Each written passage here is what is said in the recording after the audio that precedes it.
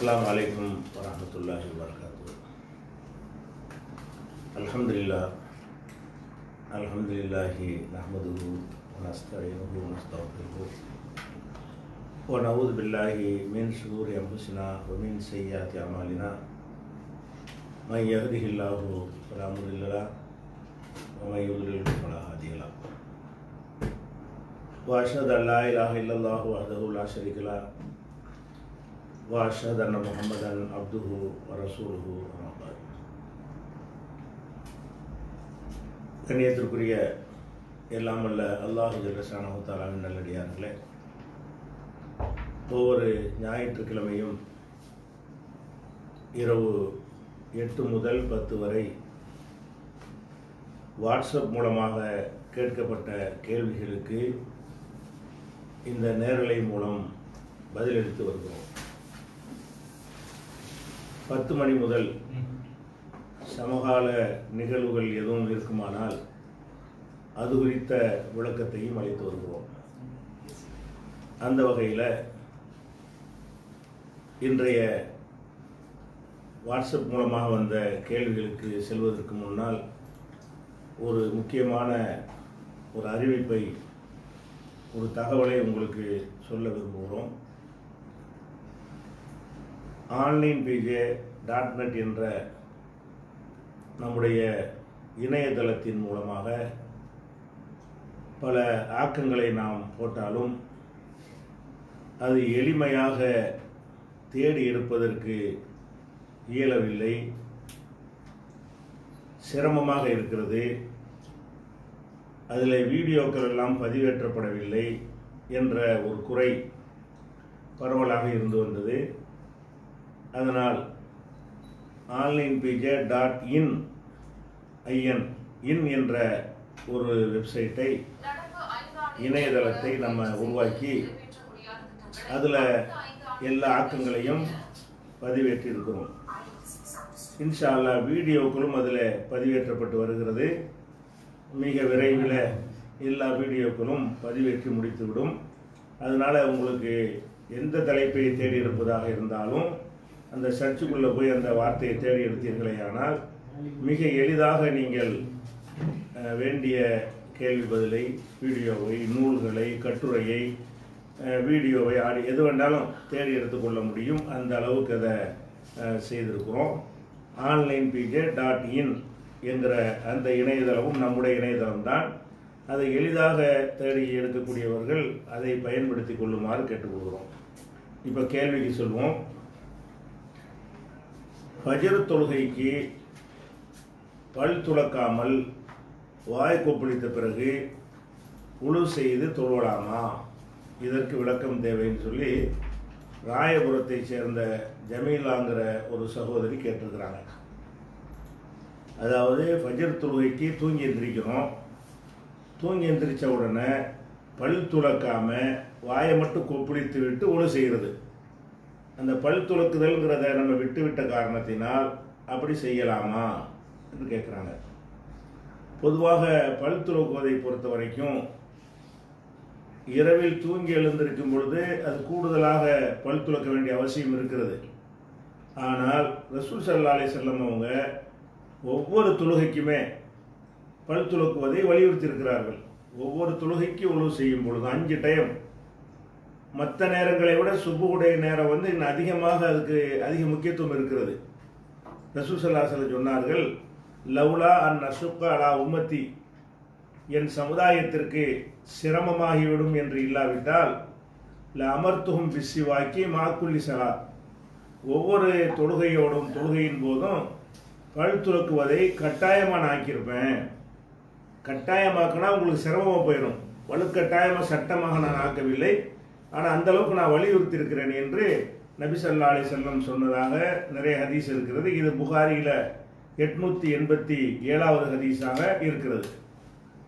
அதே மாதிரி 888வது ஹதீஸ் அதே புகாரிலேயே அக்ஸர்து அலைக்கும் பிஸ்ஸிவா, பல் துலக்குவது சம்பந்தமாக உங்களுக்கு நான் அதிகமாக வலியுறுத்தி இருக்கிறேன் என்று ரசூல் ஸல்லல்லாஹு அலைஹி வஸல்லம் சொல்கிறாங்க. அதுக்கடுத்த ஹதீஸ் 889 எல்லாம் புகாரி தான். ரசூல் ஸல்லல்லாஹு அலைஹி வஸல்லம் அவர்கள் தூக்கத்திலிருந்து எழுந்த உடனே பல் துலக்குவார்கள் அப்படிங்கிற ஹதீஸ் 889 இருக்கிறது. அப்போ பொதுவாகவே 5 வேளை தொழுகைக்குமே பல் துலக்குதல் என்பதை நம்ம கடைப்பிடிக்க வேண்டும். ஒழு செய்யும்போது கண்டிப்பாக செய்யணும். அது செய்யாட்டி ஒழு கூடுமா என்று கேட்டால் அது கூடும் என்றாலும் அப்படி நம்ம எடுத்துக்கொள்ளக்கூடாது. கட்டாயமாக செய்ய வேண்டிய விஷயங்களை அதாவது கையை கழுவி முகத்தை கழுவி தலைக்கு மசகு செய்து காலை கழுவினால் ஒருவருடைய அவசியம் கடமை நிறைவேறிவிட்டாலும் நன்மையை நாடக்கூடியவர்கள் இப்படி கேட்கக்கூடாது. ரசூல் ஸல்லல்லாஹு அலைஹி வஸல்லம் அதை ஒழு செய்வதும் போது பல் துலக்குவதை ரொம்ப வலியுறுத்தியிருக்கிறாங்க. வலியுறுத்தியிருந்தார்களே ஆனால் நம்ம விடாமல் அதை செய்யணும் என்பதை வழங்கிக் கொள்ள வேண்டும். கண்டிப்பாக என்ன செய்யணும், சும்மா வாயை மட்டும் கொப்பளித்து விட்டு ஒழு செய்யாமல் பல் துளைக்கி விட்டு செய்யணும். இரவுல தூங்கி எந்திரிக்கும் போது கண்டிப்பாக அதுக்கு முக்கியத்துவம் கொடுக்கணும். அடுத்து அதே சகோதரி தான் கேட்குறாங்க கேள்வி. ஒருவர் இறந்து விட்டார், கொலையா தற்கொலையா என்று தெரியவில்லை, அவருக்காக நாம் துவா செய்யலாமா தர்மம் செய்யலாமான்னு கேட்குறாங்க. அதாவது ஒருத்தர் இறந்து கிடக்கிறாரு, அவர் தானாகவும் தற்கொலை செஞ்சுக்கிட்டு இறந்துருக்கலாம், அல்லது யாராவது கொலை விஷத்தை கொடுத்து கொலையும் செய்திருக்கலாம்.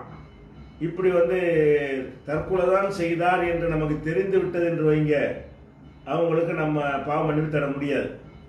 ஏன்னா தற்கொலை செய்து விட்டால் அவங்களுக்கு நிரந்தர நரகம், ஹாலிதன் முஹல்லதன் ஃபீஹா அபதா, என்றென்றும் நிரந்தரமாக நரகத்தில் இருப்பான் என்று ரசூல் ஸல்லல்லாஹு அலைஹி வஸல்லம் அவங்க சொல்லிட்டாங்க. யார் ஒரு உயிரை கொள்கிறானோ ஜஸாஹு ஜஹன்னம், அவனுக்குரிய பரிசு நரகம், ஹாலிதன் ஃபீஹா, அதில் நிரந்தரமாக இருப்பான் என்று குர்ஆனும் சொல்லுகிறது. அப்போ அது தற்கொலையும் உள்ளடக்கி கொள்ளும். ஒரு உயிரை கொள்வது என்பதில் அடுத்தவனை கொள்வதும் அடங்கும், தன்னைத்தானே மாய்த்து கொள்வதும் அடங்கும். அப்போ தற்கொலை செய்து விட்டார்களே ஆனால் அவங்களுக்காக வேண்டி ஜனாசா தொழுகை இல்லை, அவங்களுக்கு துவா கிடையாது, அவங்களுக்காக அல்லாட்ட பாவ மன்னிப்பு தேடுறதுலாம் கிடையாது. இப்போ உள்ள இந்த கேள்வியில் உள்ள விஷயம் என்னன்னு கேட்டால், அவர் தற்கொலையா அல்லது யாரும் கொலை செஞ்சிட்டாங்களா, கழுத்தில் தூக்க போட்டு தொங்க விட்டாங்களா, அல்லது விஷம் முடிச்சு இறந்துருக்கிறா, அந்த விஷத்தை ஒரு தற்கொலைக்கு எந்த சான்ஸும் இல்லை, ஏதாவது எதிரிகள் விஷத்தை வாயில் ஊற்றி அப்படி சாவடிச்சு விட்டாங்களா, இப்படியான ஒரு டவுட் சந்தேகம் வருது. அப்போ என்ன செய்யறதுன்னு கேட்டால், பொதுவாக ஒரு முஸ்லிமை பொறுத்த வரைக்கும் என்ன செய்யணும்னு கேட்டால், ஒரு முஸ்லிமை பற்றி நல்ல எண்ணம் வைக்க வேண்டும். ஒரு முஸ்லிம் என்று சொன்னால் அவன் தற்கொலை தான் செஞ்சான் என்று நமக்கு திட்டவட்டமாக தெரியல என்று சொன்னால், ஒரு முஸ்லிம் எப்படி தற்கொலை செய்வான் என்ற அடிப்படையில் தான் நம்ம எடுத்துக்கொள்ளணும். அந்த அடிப்படையில் தற்கொலை செய்யலை என்கிற ஒரு நிலைப்பாட்டை தான் எடுத்து அவருக்காக நம்ம என்ன செய்யணும், துவா செய்ய வேண்டும். அது தற்கொலை தான் செஞ்சார் என்று மறுமையில் தெரிய வரும்போது அதெல்லாம் குற்றம் முடிக்க மாட்டாங்க. ஏன்னு கேட்டால் நமக்கு நல்லெண்ணெய் வைக்க சொல்லி அதே மார்க்கம் தான் சொல்லி தருகிறது. ரசூல் ஸல்லல்லாஹு அலைஹி வஸல்லம் தான் என்ன செய்கிறாங்க, நமக்கு அந்த மாதிரியான ஒரு போதனையை தர்றாங்க. அப்போ ஒருத்தர் தற்கொலை செய்தார் என்று தெரியாமல் தற்கொலையா கொலையாங்கிற ஒரு சந்தேகம் இருந்தால் சந்தேகத்தை தூக்கி எறிந்து விட்டு ஒரு முஸ்லீம் அப்படி செய்ய மாட்டான் என்ற ஒரு முடிவுக்கு நம்ம வந்துடணும். அதே மாதிரி ஒரு இது முன்பு விலைக்கு இருக்கிறோம், ஒரு ஊருக்கு போகிறோம், ஒரு பள்ளிவாசல் இருக்குது, அதில் இமாமு தொழுவிச்சார்னு சொன்னால் அவர் சிறுக்கு வைக்கிறார்னு கன்ஃபார்மாக தெரிஞ்சால் பின்பற்றக்கூடாது.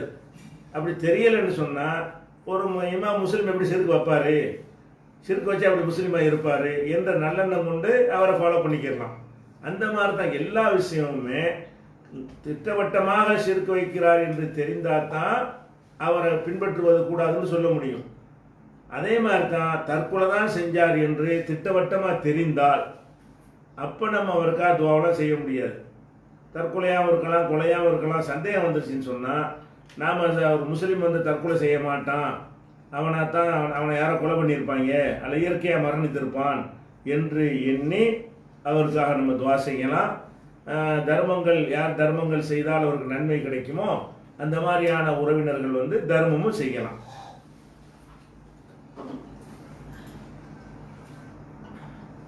அடுத்து ஒரு முக்கியமான கேள்வி கேட்குறாங்க. குவைத்தில் இருந்து அபு சஜாத் என்கிறவர் கேட்கிறார், ஜகாத் பணத்தில் நெருங்கிய உறவினருடைய வீட்டு வேலைகளை செய்து கொடுக்க மார்க்கத்தில் அனுமதி உண்டா? அதாவது ஜக்காத்துடைய பணம் இருக்குது, நெருங்கிய உறவினர்கள் வந்து வீடு கட்டிக்கிட்டு இருக்கிறாங்க, அந்த வீட்டுக்கு ஒரு பாதியில் நிற்கிறது, அந்த வீட்டை கட்டி கொடுப்பதற்கு ஜக்காத் பணத்தை எடுத்து அவருக்கு உதவி செஞ்சு அந்த வீட்டு வேலையை செய்து கொடுக்கலாமா, நெருங்கிய உறவினர் அவர் இருக்கிறார் அப்படின்னு சொல்லி கேட்குறாங்க. பொதுவாக வந்து இந்த ஜக்காத்தை பொறுத்த வரைக்கும் உறவினருக்கு கொடுக்கக்கூடாது என்கிற மாதிரியான ஒரு கருத்து அதிகமான மக்கள்கிட்ட இருக்கிறது. ஆனால் மார்க்கத்தில் அப்படி கிடையாது. ஜக்காத்தை பொறுத்த வரைக்கும் ஜக்காத்துக்கும் சதக்காவுமே, ஜக்காத்துனா அல்லாஹ் கடமையாக்கின அந்த 2.5% கொடுக்கறதுக்கு பேர் ஜக்காத்து. மறுபடிய நன்மையை நாடி நாம தர்மங்கள் செய்வதற்கு பேர் சதக்கான்னு சொல்லுவாங்க. ஜக்காத்தே அல்லாஹ் சதக்கான்னு குரானில் சொல்கிறான். புதுமின் அம்பாலிகும் சதக்கா, அவங்களுடைய செல்வத்திலிருந்து சதக்காவை நீ வாங்கு அப்படிங்கிறான். ஜக்காத்தை பற்றி சொல்லும்போது இன்னம சதக்காத்துல் ஃபுகராய், 9 வகையான மக்களுக்கு ஜக்காத்தை செலவழிக்கலாம்னு சொல்லும்போது கூட அல்லாஹ் வந்து அதுக்கு பயன்படுத்துகிற வார்த்தை சதக்காரான். 9 கூட்டத்தாருக்கு ஜக்காத்தை செலவழிங்கன்னு சொல்லும் பொழுது இன்னம சதக்காத்துன்னு தான் அல்லாஹ் சொல்கிறான், சதக்காதான். அப்போ சதக்கா ஜக்காத்துங்கிறதுக்கெல்லாம் பெரிய இந்த விஷயத்தில் வேறுபாடு கிடையாது. என்ன வேறுபாடு? ஜக்காத்து என்று சொன்னால் கட்டாயம், சதக்கான்னா விரும்பி செய்கிறது, அந்த வித்தியாசம் இருக்கே தவிர மற்ற சட்டங்கள்லாம் என்னது ஒரே மாதிரியானது தான். இப்போ ரசூல் ஸல்லல்லாஹு அலைஹி வஸல்லம் அவங்க வந்து ஜக்காத்தும் சாப்பிடக்கூடாது, சதக்காவும் தான் சாப்பிடக்கூடாது. ரசூல்லா வந்து ஜக்காத்து அவங்களுக்கு ஹராமாக்கப்பட்டிருக்குது, அதே மாதிரி வந்து சதக்காவுடைய பொருளுக்கும் தான் சாப்பிடக்கூடாது.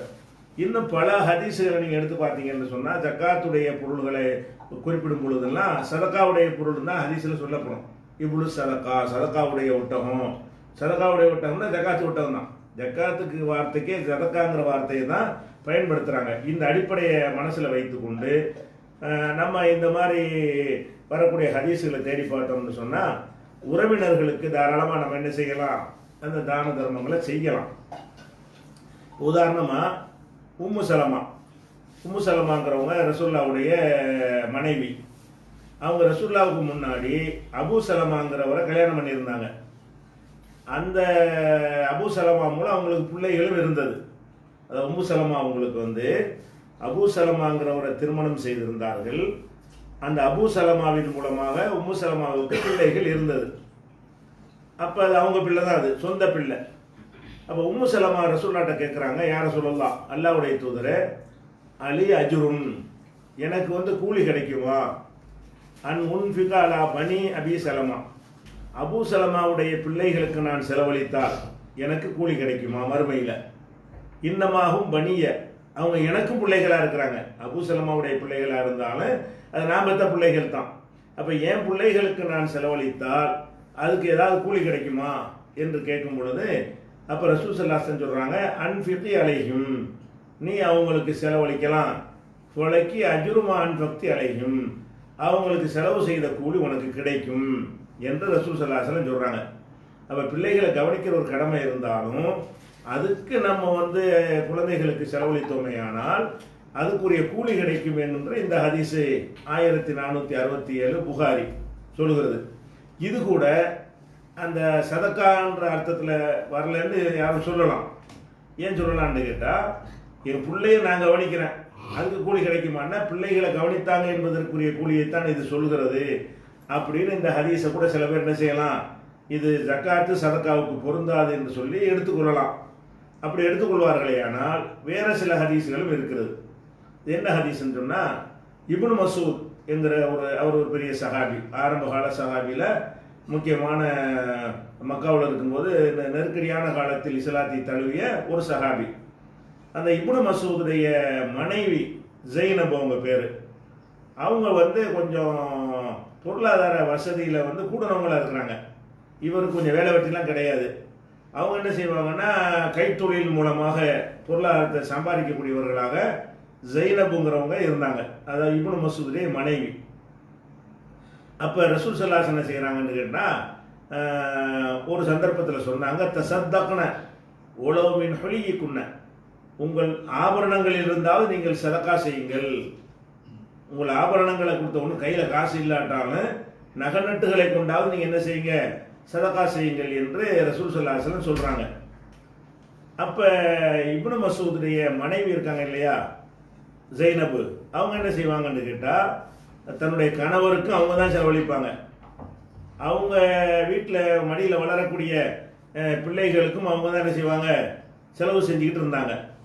அப்போ என்ன செய்கிறாங்கன்னா, ஜெய்னபுக்கு அவங்க நினைக்கிறாங்க, நம்ம புருஷனுக்கு நம்ம தான் செலவழிக்கிறோம், அவருடைய பிள்ளைகள் எத்தியமான பிள்ளைகள் இருக்கிறாங்க, அவங்களுக்கு செலவழிக்கிறோம்.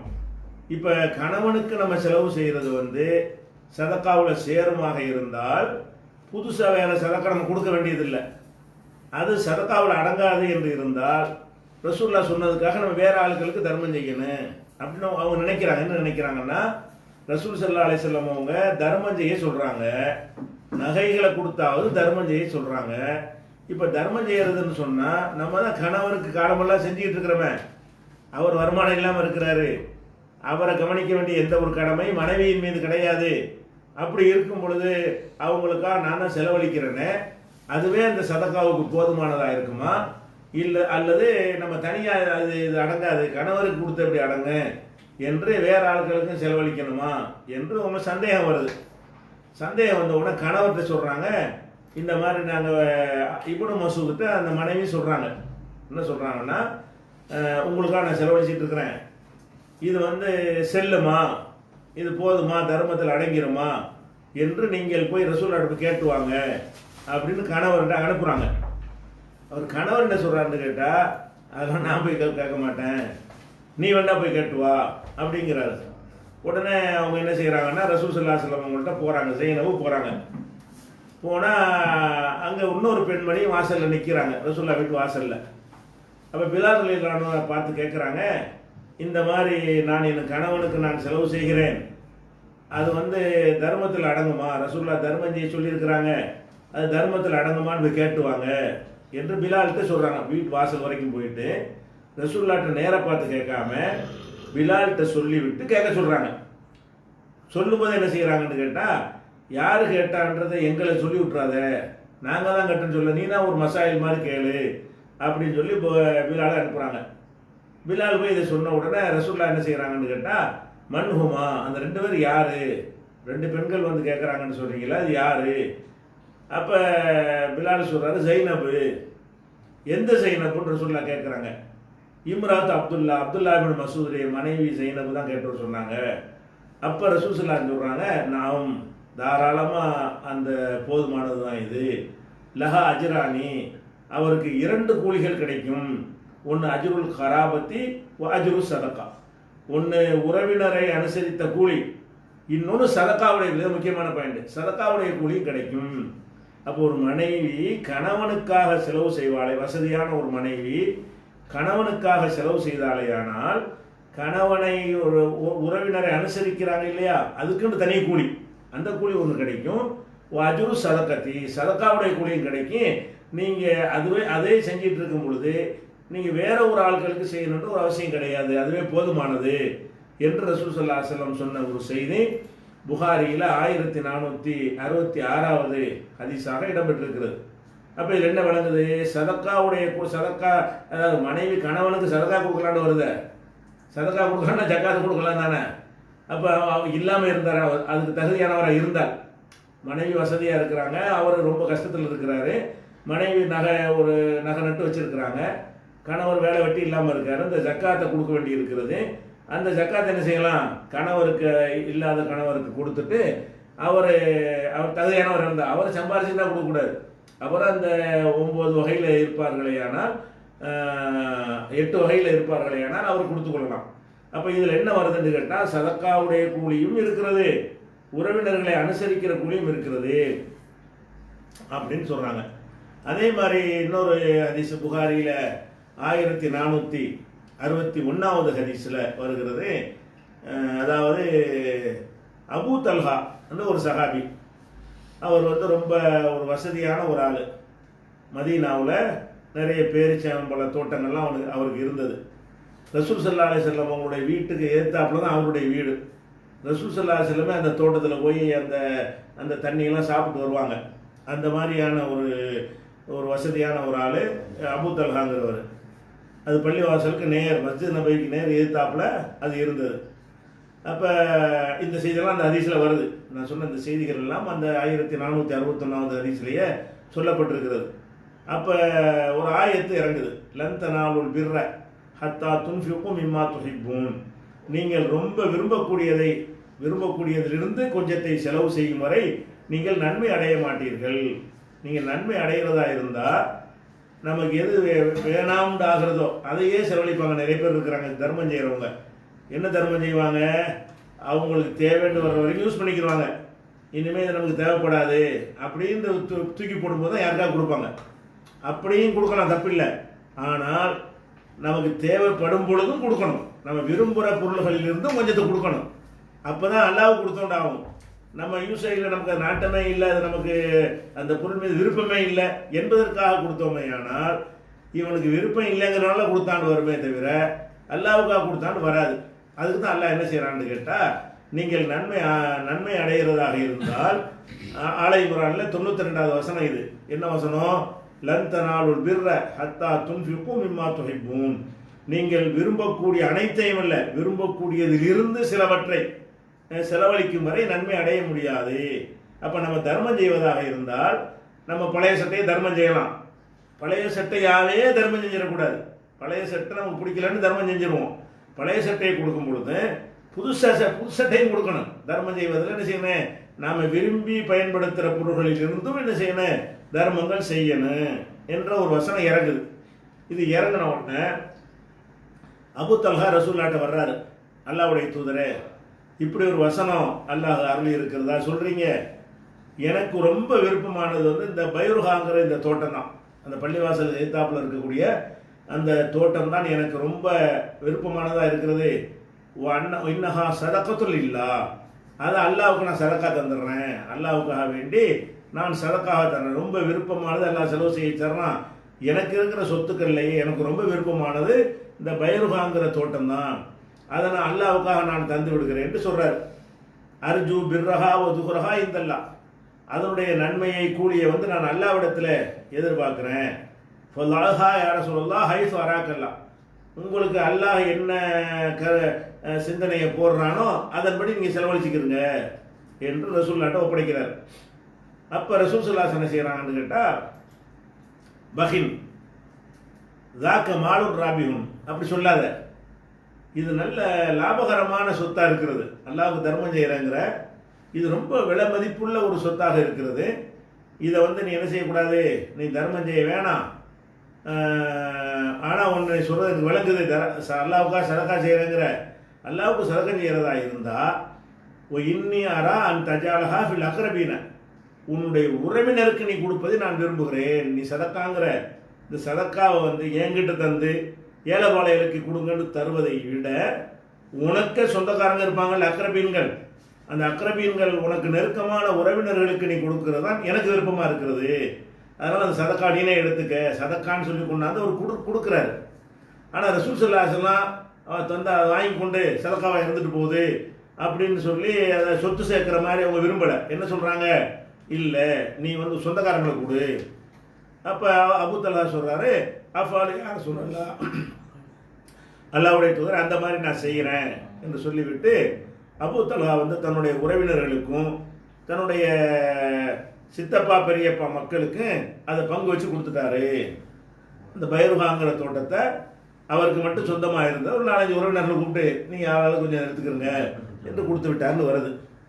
இப்போ இது புகாரில் 1461வது ஹதீஸாக வருது. இது சதக்கா தான். இது சதக்கா, இந்த சதக்காத்துக்குலாம் ஒரே சட்டம் தான். அப்போ சதக்காவாக அவர் வந்து கொடுக்குற ஒன்றை ரசூல் ஸல்லல்லாஹு அலைஹி வஸல்லம் வாங்கி ஏழைபாளையலுக்கு என்ன செய்யலாம், பைத்துல் மாலில் சேர்த்து ஏழைபாளையலுக்கு கொடுக்கலாம். அதில் அவருடைய லாபத்தை ஏழைபாளையலுக்கு வந்து ஆதாயத்தை செலவழிக்கலாம். அப்படி செய்யாமல் நீ சதக்கான்னு சொல்லிட்ட, சதக்காவுக்கு முதலிடம் என்னன்னு கேட்டால் உறவினர் தான் ஃபஸ்ட்டு. உறவினர் ஒருத்தரமே இல்லை, உறவினர்லாம் கொடுத்துவிட்ட, அதுக்கு மேற்கொண்டும் செய்ய விரும்புறியா, அப்போ தான் கொண்டாந்து இந்த பொதுவான தர்மங்கள் செய்யணுமே தவிர இல்லைன்னா உன் சொந்தக்காரங்களுக்கு செய்யணும் நல்லது என்று ரசூல் ஸல்லல்லாஹு அலைஹி வஸல்லம் சொல்கிறாங்க. இந்த வகையில் நீங்கள் உங்களுடைய உறவினர்கள் எவ்வளவு நெருக்கமான உறவினர்களாக இருந்தாலும் சரி, அவங்க கஷ்டப்பட்டார்களே ஆனால் உங்கள் ஜக்காத்திலிருந்து தாராளமாக என்ன செய்யலாம், அவங்களுக்கு உதவி செய்யலாம். ரசூல்லா காலத்தில் இந்த ஜக்காத்திலிருந்து கொடுக்கறதுங்கிற ஒரு கான்செப்ட் வராது. ஏன் வராதுன்னா அது கட்டாயமாக வசூல் பண்ணிடுவாங்க. அவங்கவுங்க கொடுக்குற மாதிரியான ஒரு அம்சம் அப்போ கிடையாது. என்னட்ட அரசாங்கம் இருந்ததுனால ஜக்காத்தையெல்லாம் வசூல் பண்ணி அரசாங்கம் தான் செலவு பண்ணுங்கிறது ஒன்றும். சதக்கா மட்டும்தான் அவங்களுடைய சுய விருப்பத்தின்பால் விடப்பட்டிருந்துச்சு. இப்போ நம்ம வாழ்கிற காலத்தில் ஜக்காத்தை வசூலிக்க ஒரு அரசாங்கம் கிடையாது. அரசாங்கத்தில் கொடுத்து ஆகணுங்கிறது கிடையாது. அப்படியான ஒரு அமைப்பு இல்லாத ஒரு நேரத்தில் நமக்கு ஜக்காத்தும் சதக்காவும் ஒரே நிலையில தான் இருக்குது. நம்ம விரும்பி கொடுக்கறது தான் அது. அந்த மாதிரி இருக்கும் பொழுது நம்ம என்ன செய்யலாம், தாராளமாக அவங்களுக்கு கொடுக்கலாம். அப்படி கொடுக்கும் பொழுது அவங்களுக்கு தேவையான அந்த வீடு கட்டி கொடுக்க அது மாதிரிலாம் வச்சுக்கிட்டீங்கன்னு சொன்னால் அது அது தேவை, அது சரிதானா நீ யோசிக்கணும். ஏன்னு கேட்டால் பெரிய அரண்மனை கட்டுவார் அவர் ஜக்காத்து வாங்குறதுக்குரிய லெவலில் இருக்க மாட்டார். அதில் போய் நீங்கள் கொடுத்துடாம குடியிருக்க ஒரு வீடு இல்லை, வீட்டுக்காக ஒருத்தருக்கு ஜக்காத்து கொடுக்குறது தப்பு கிடையாது என்று அடிப்படையில் இருக்குமே. ஆனால் வீடே இல்லை, குடிசை இருக்குது, ஒரு வீடாக இருந்தால் நல்லா இருக்குமே நினச்சி கட்டிகிட்டு இருக்கிறாங்க, பாதியில் நிற்கிது, நம்ம கட்டி கொடுத்தோம்னு சொன்னால் அவங்களுக்கு ஒரு வீடு ஆகி போயிடும் அப்படின்ற ஒரு அடிப்படையில் இருந்தால் அது கொடுக்கலாம். ஏற்கனவே 4 வீடு வச்சுக்கிறதுக்கு 5-6 வீட்டு கொடுக்குறது தப்புது. அது சதக்காவில் சேராது. அவங்களே சதக்கா கொடுக்க வேண்டிய லெவலில் இருக்கிறாங்க. அதனால் உறவினர்களுக்கு கொடுப்பது என்பதுங்கிறது எப்படி வைத்துக் கொள்ளணும்னு கேட்டால் அதுக்கு தகுதியானவங்க தானா. உறவுங்கிற பற்றி கணக்கே கிடையாது. உறவத்துக்கு தனியாக வைத்து விட்டு அவங்க அந்த ஜக்காத்து வாங்குவதற்குரிய சதக்கா பெறுவதற்குரிய வரிய நிலையில் அவங்க இருக்கிறாங்களா, கடனாளியாக இருக்கிறாங்களா. உதாரணம் இப்படி எடுத்துக்கிறோமே, நம்ம அண்ணனோ தம்பியோ 1 லட்சம் 2 லட்சம் கடன் வாங்கிட்டு இருக்காரு. அந்த கடனை அவர் கொடுக்க முடியலை. இப்போ மற்றபடி சம்பாரிச்சிட்டு இருக்காரு, சாப்பிட்டுட்டு இருக்கிறாரு. இப்போ அந்த கடனை கொடுக்கணுமா இல்லையா? மார்க்கப்படி கடனாளிக்கு ஜக்காத்து கொடுக்கலாம். நம்ம கொடுக்குற ஜக்காத்தை ஊர் உலகத்துக்கு கொடுக்குறதுக்கு முன்னாடி என்ன செய்யணும்னு கேட்டால், நம்ம அண்ணன் தம்பி கடனாளியாக இருக்கிறாங்க, அண்ணங்க வாங்க நீங்கள் எவ்வளோ கடன் கொடுக்கணும், இவ்வளோ கொடுக்கணும், இருந்தாங்க இந்த ஜக்காத்தில் ஒன்று கொடுத்துருங்கன்னு சொல்லி அவருடைய கடனை நிறைவேற்றுவதற்கு கொடுப்பது தான் சிறப்பானது. அப்புறம் மற்ற ஊர் உலகம் சொந்த மற்றெல்லாம் அப்புறம் பார்த்துக்கிடலாம். அப்போ கடனாளியாக இருக்கிறவங்க, ஏழையாக இருக்கிறவங்க, வரி நிலையில் இருக்கிறவங்க, அது மாதிரியான ஒரு அடிப்படையில் என்ன செய்யணும், சொந்தக்காரங்களுக்கு கொடுக்கறது நல்லது. தாராளமாக உறவினர்களுக்கு ஜக்காத்தை கொடுக்கலாம். உறவினர்களுக்கு கொடுத்தது போக அப்புறம் என்ன செய்யறதுக்கு மேலே எல்லாம் ஜாஸ்தியாக தந்திருந்தால் வெளியே கொடுத்துக்கலாம்.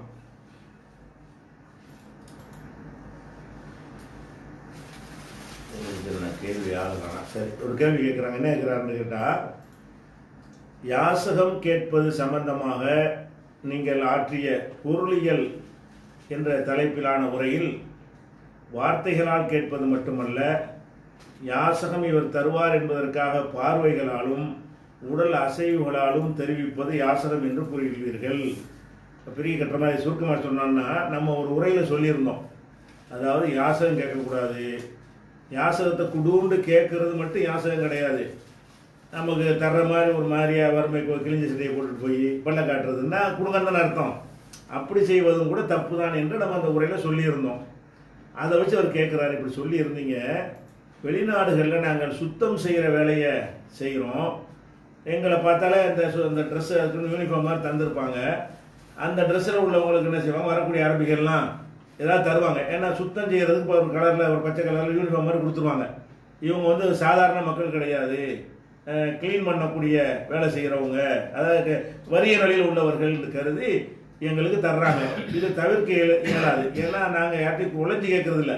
இந்த யூனிஃபார்மே என்ன செய்கிறது, நாங்கள் அந்த நிலையில் இருக்கணுங்கிற உங்களுக்கு காட்டுகிறது. இப்படி இருந்தால் அது இதுவும் அந்த யாசக நிலையில் வருமானு கேட்குறாரு.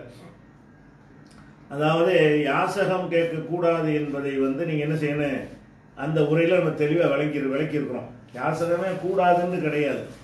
யாசகம் 3 பேருக்கு ஹலால் இருக்குது. 3 பேரை தவிர மற்ற யாரும் யாசகம் கேட்கக்கூடாது. ஒருத்தர் கையேந்துவதாக இருந்தால் 3 நபர்கள் என்ன செய்யலாம், யாசகம் கேட்பதற்கு மார்க்கத்தில் அனுமதி இருக்குது. கையேந்தே கேட்கலாம், தப்பே கிடையாது. அந்த உரையில் அதை சொல்லி இருக்கிறோம். முஸ்லீமில் வரக்கூடிய ஹதீஸ் என்னன்னு கேட்டால், இன்னல் மஸ்அலத லா தஹில்லு இல்லாலி அஹதி சலாஹத்து ரஜுலின், 3 நபர்களில் ஒருவருக்கு தவிர வேறு யாருக்கும் யாசகம் கேட்பது ஹலால் இல்லை சொல்கிறாங்க. 3ல் ஒரு ஆள் என்னன்னு கேட்டால், ரஜுலுன் தஹம்மல ஹம்மாலத்தன், ஒருத்தர் என்ன செய்கிறான்னு கேட்டால், ஒரு ஆள் கடன் பட்டுருக்கிறான், அந்த கடனை நெருக்கிறாங்க. நெருக்கிறோம் நம்ம போய் தலையிட்டு இந்தப்பா அவர் கடனை நான் தந்துடுறேன், அவரை போய் நீ தொந்தரவு பண்ணாத, அதுக்கு நான் பொறுப்புன்னு நான் சுமந்துக்கிட்டேன். பிறர் கொடுக்க வேண்டிய கடனை ஒருவன் வந்து அவன் சுமந்து கொள்றான்னு வைங்க, அப்படி சுமந்த பிறகு நம்ம யாசகம் வாங்கி அந்த கடனை அடைச்சிடலாம். ஒருத்தன் கடன் வாங்கினவனை போட்டு அந்த கடன் கொடுத்தவன் ரொம்ப டார்ச்சர் பண்ணுறான், அவனுக்கு நெருக்கடியை உண்டாக்குறான்.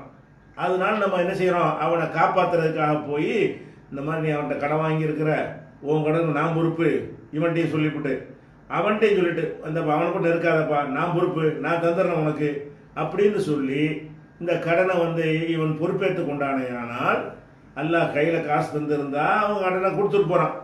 அப்படி இல்லைன்னு சொன்னால் இவன் வசூல் பண்ணி கூட கொடுக்கலாம். இந்தப்பா நான் அந்த அவனுக்காண்டி நான் கடனை ஏற்றுக்கிட்டேன், அவனை போட்டு சிரமப்பட்டு இருக்கிறான், அதனால் அது ஒரு 1,00,000 இருக்கிறது, உன்னால் ஏன்டா அதை கொடு அப்படின்னு சொல்லி கேட்குறது யாசகம் தான். இது நம்ம 10 பேர்ட்ட வசூல் பண்ணி யாசகமாக கேட்டு அது அடையிற அளவுக்கு தான். 1,00,000 பொறுப்பேற்றுக்கிட்டா 1,00,000 அளவுக்கு என்ன செய்யலாம், 4 பேர்கிட்ட வாங்கி அந்த கடனை தீர்த்திடலாம். அதையே தொழிலாக செஞ்சிடக்கூடாது. எது வரைக்கும் அந்த தொகை அடையும் வரைக்கும் வாங்கி கொண்டு சும்மா இம்சிக்கு அப்புறம் நிறுத்தி கொள்ள வேண்டும். அதாவது பிறருடைய கடனை நாம் சுமந்து கொண்டோமையானால் அந்த கடனை தீர்ப்பதற்காக வேண்டி பிச்சை எடுக்கலாம், 4 பேர்கிட்ட கையேந்தலாம், அதை தீர்த்து முடித்தவொடனே நிறுத்தி கொள்ளணும். இது ஒரு ஆளுக்கு ஹலால். இவருக்கு வந்து என்ன இருக்கிறது, யாசகம் கேட்கறது கூடும். இன்னொன்று என்னென்னு கேட்டால், நல்ல வசதி வாய்ப்போட இருந்திருப்பான், திடீர்னு ஒரு புயல் வந்துடும், வெள்ளம் வந்துடும், எல்லாத்தையும் அடிச்சுட்டு போயிடும்.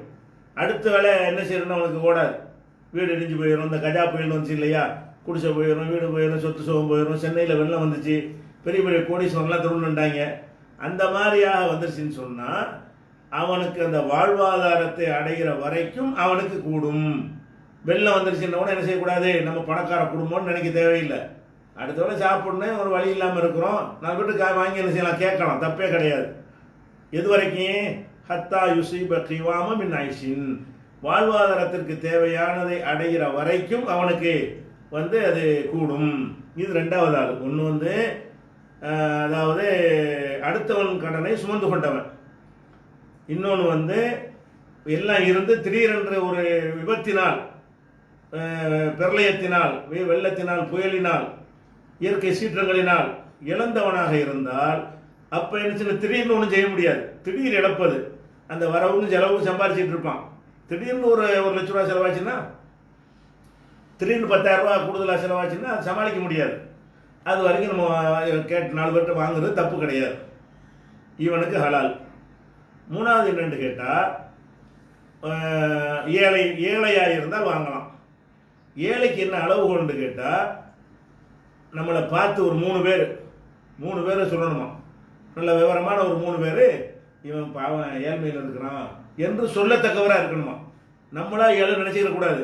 எப்படி இருக்கணுமா, ஒவ்வொருத்தரும் நான் ஏழை நினச்சிட்டு போயிடக்கூடாது. அவனை பற்றி கேட்டோம்னா ஒரு 3 பேராச்சும் இல்லைங்க அவர் கொடுக்க தகுதியான ஆள் தான் அப்படின்னு சொல்ல சொல்கிறாங்க. ஒரு ரஜுலும் அசாபத்தும் ஃபாக்கத்தும், ஒருத்தருக்கு வறுமை வந்திருக்கிறது, ஹத்தா எப்பூம சலாதத்தும் தவில் ஹிஜாமின் கௌமிஹி, அவரை அறிந்த ஒரு சமுதாயத்தை சேர்ந்த ஒரு 3 பேர் சொல்கிறாங்க, லக்கது அசாபத்து ஃபுலானன் ஃபாக்கத்தும், அவருக்கு வறுமை தான் இருக்குது, ஆள் வறுமையில் தான் இருக்கிறாரு என்று சொல்லப்படுமையானால் ஃபஹல்லத்துலஹுல் மஸ்அலா, அவருக்கும் யாசகம் ஹலாலு. அதாவது நம்ம வறுமையில் இருக்கிறோம்னு சொல்லி ஒவ்வொருத்தனுமே லட்சாதிபதி கூட நம்ம வறுமையில் இருக்க நினச்சிட்டு இருப்பான், தப்பா அது 10வது நினச்சிட்டு இருப்பான். அப்படி நினைக்கக்கூடாது.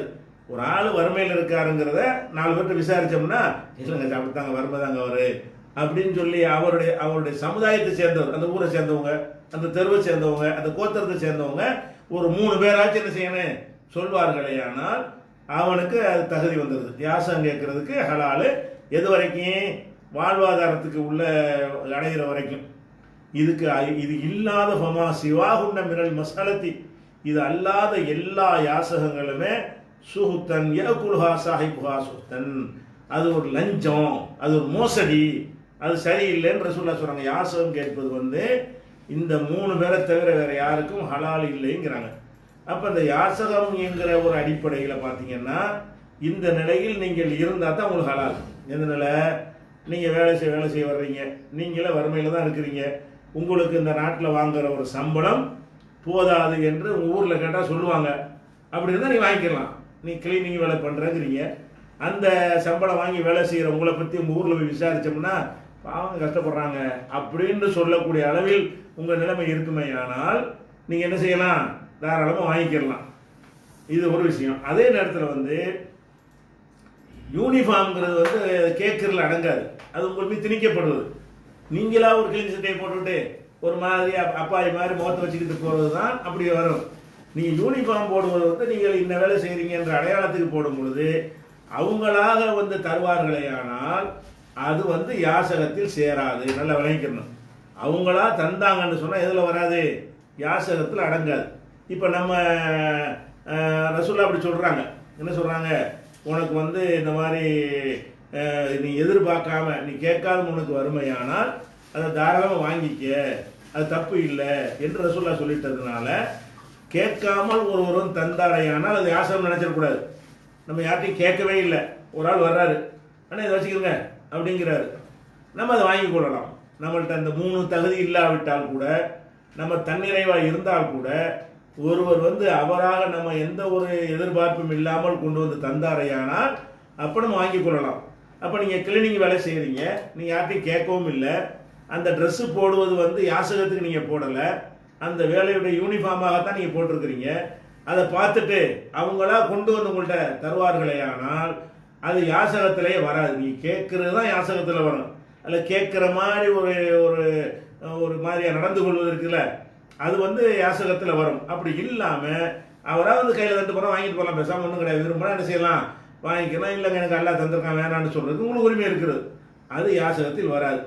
ஆனால் ஒரே ஒரு விஷயம், இந்த யாசகத்தில் வந்து உணவு, அந்த பசிக்கு உணவு கேட்கறது இருக்குல்ல, அது அது வந்து அடங்காது. யார் வேணாலும் கேட்கலாம். பசிச்சுன்னு சொன்னால் உணவு இல்லைன்னா உணவு என்ன செய்யலாம், நம்மளாம் கேட்டுக்கொள்ளலாம்.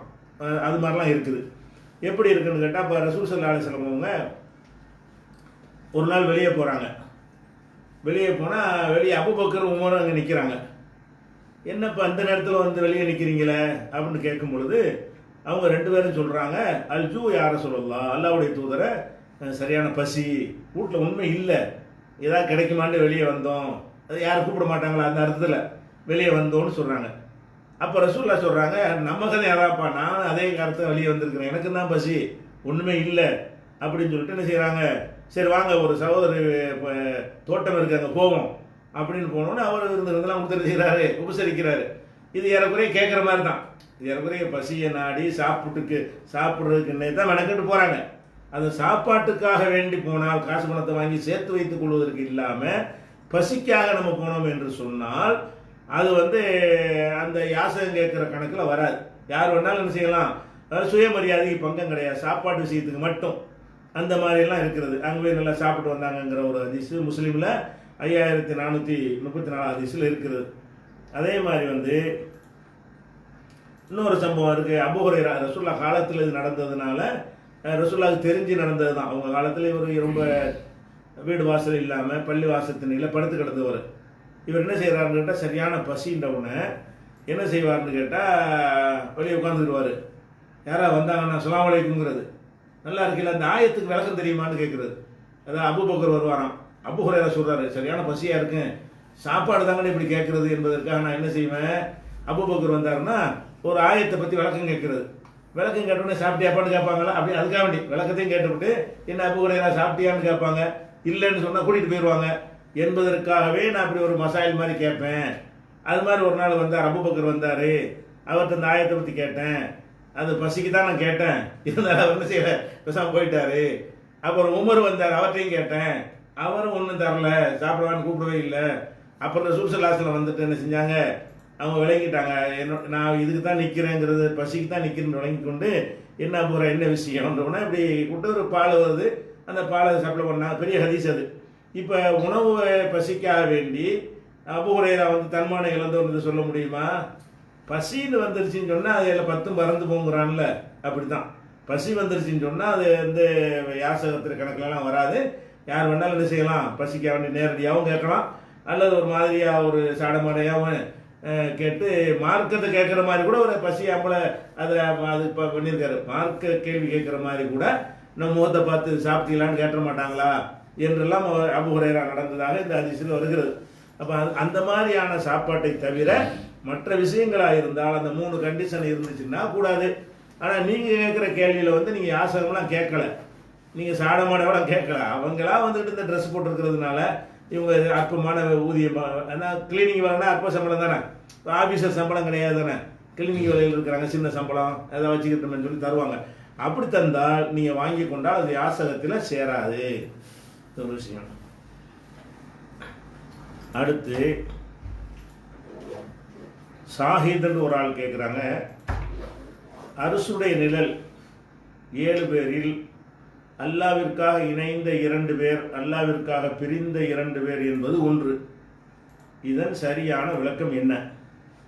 முன்னைய காலங்களில் நீங்கள் இந்த கேள்விக்கு 2 நண்பர்களில் ஒருவர் வரதட்சணை பெற்றுக்கொண்டு திருமணம் செய்தால் அவருடைய நண்பர் அல்லாவிற்காக இந்த திருமணத்தில் கலந்து கொள்ளவில்லை, அதாவது பிரிந்தவருக்கு மட்டும் அரசு நிழல் கிடைக்கும் என்று ஃபத்வா கொடுத்தீர்கள்.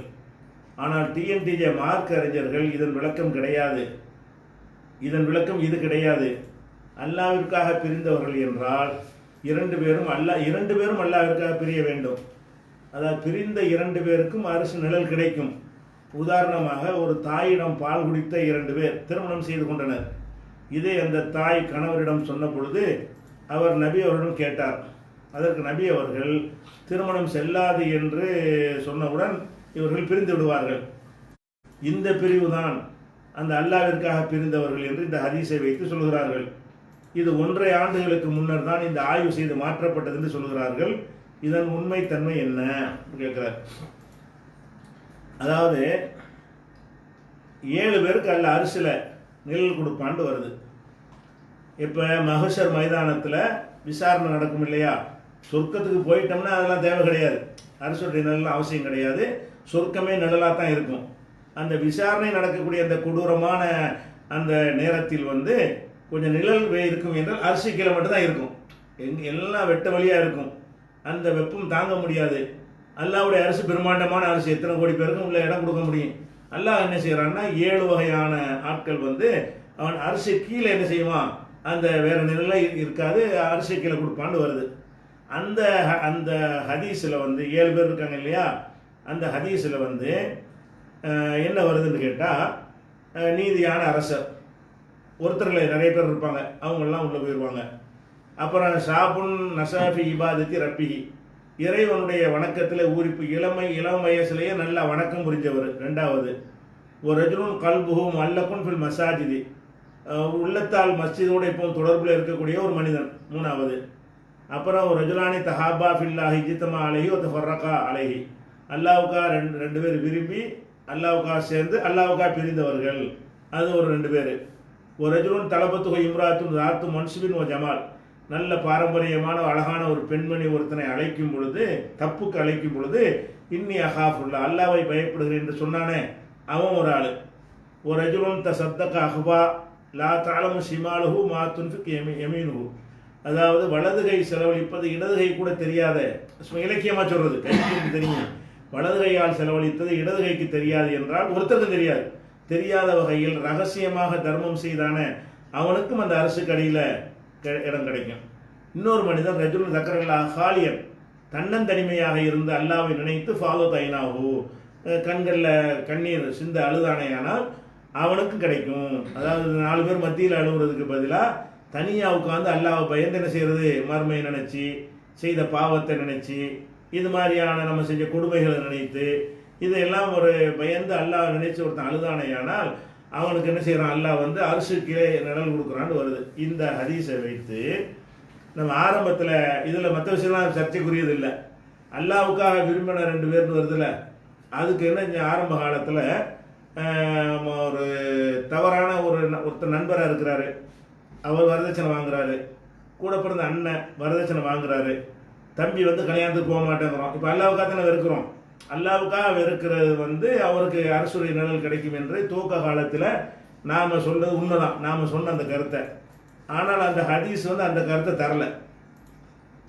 என்ன தரலன்னு கேட்டால் அதில் வருது ரஜுலானி தஹாபா ஃபில்லா, 2 பேரும் அல்லாவுக்காக விரும்புகிறாங்க, ஒருத்தன் நேசிக்கிறான். எதுக்கு நேசிக்கிறான்னு கேட்டால் அல்லாவுக்காக வேண்டிதான். இவனோட நம்ம நட்பு வைத்தோமையானால் நம்ம தீனுக்கு உதவியாக இருக்கும், மார்க்கத்தை கற்றுக்கொள்ளலாம், நம்ம கெட்ட பழக்கங்களையும் நல்ல பழக்கங்களை சொல்லி தருவான் என்ற ஒரு காரணத்திற்காக வேண்டி ரெண்டு பேர் அல்லாவுக்காக விரும்பிட்டாங்க. விரும்பிட்டு பகைக்கிறத பற்றி இந்த ஹதீஸில் வரவே இல்லை.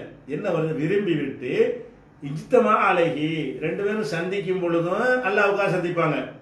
பிரியிறதுன்னா பகைக்கிறது இல்லை, ரெண்டு பேரும் நேசிச்சிருவாங்க. நேசித்த பிறகு போய் சந்திக்க போவாங்க.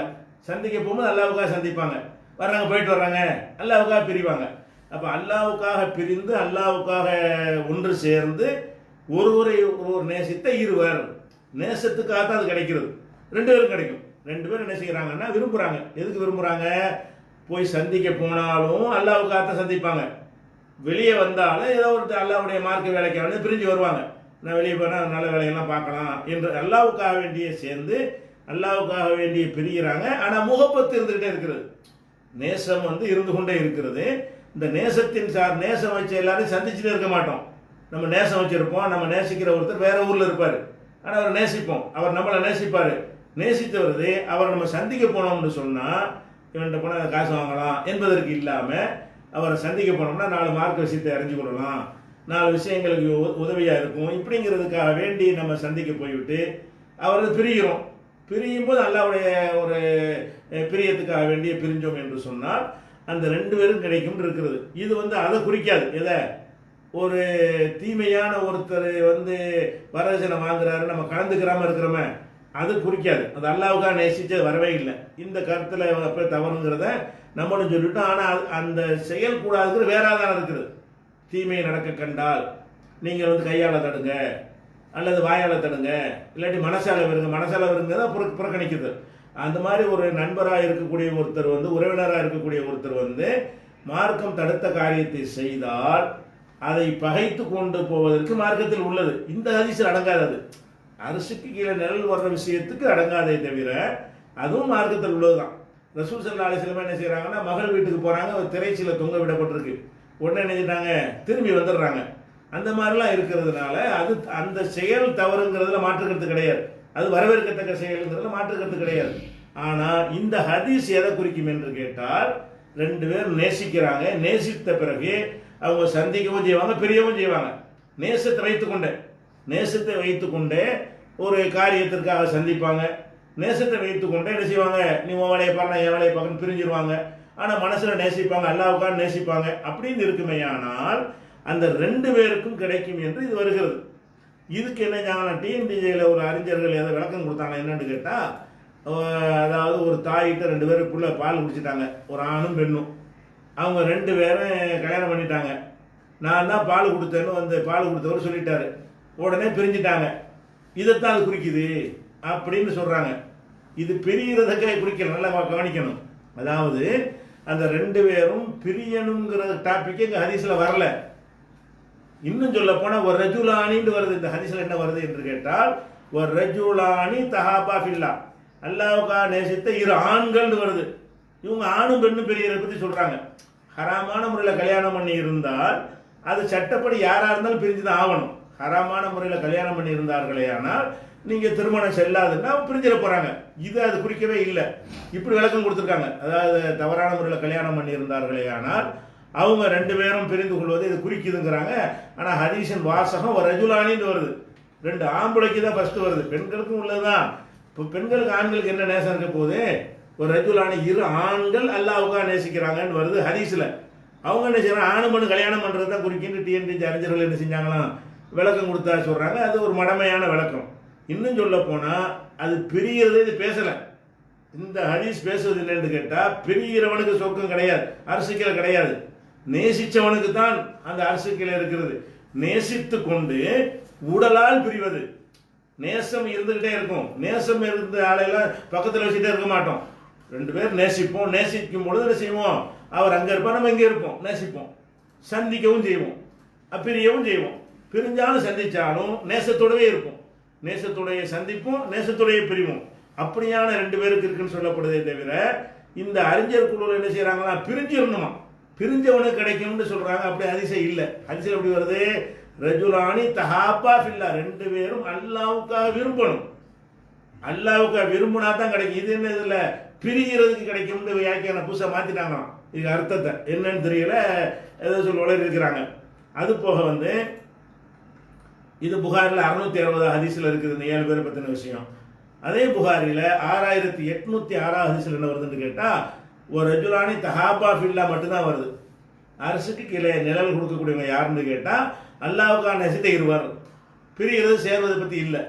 அப்போ அல்லாவுக்கா நேசித்த 2 பேரும் கிடைக்குமே தவிர பிரிந்தவர்களுக்கு கிடைக்கும்னு இந்த ஹதீஸ் சொல்லப்படவில்லை. அரசு கீழே உள்ள நிழல் என்பது கணவன் மனைவியா இருந்து பிரிஞ்சுட்டாங்களே அவங்களுக்கு அதுக்கு அந்த டாப்பிக்கே எடுக்கல.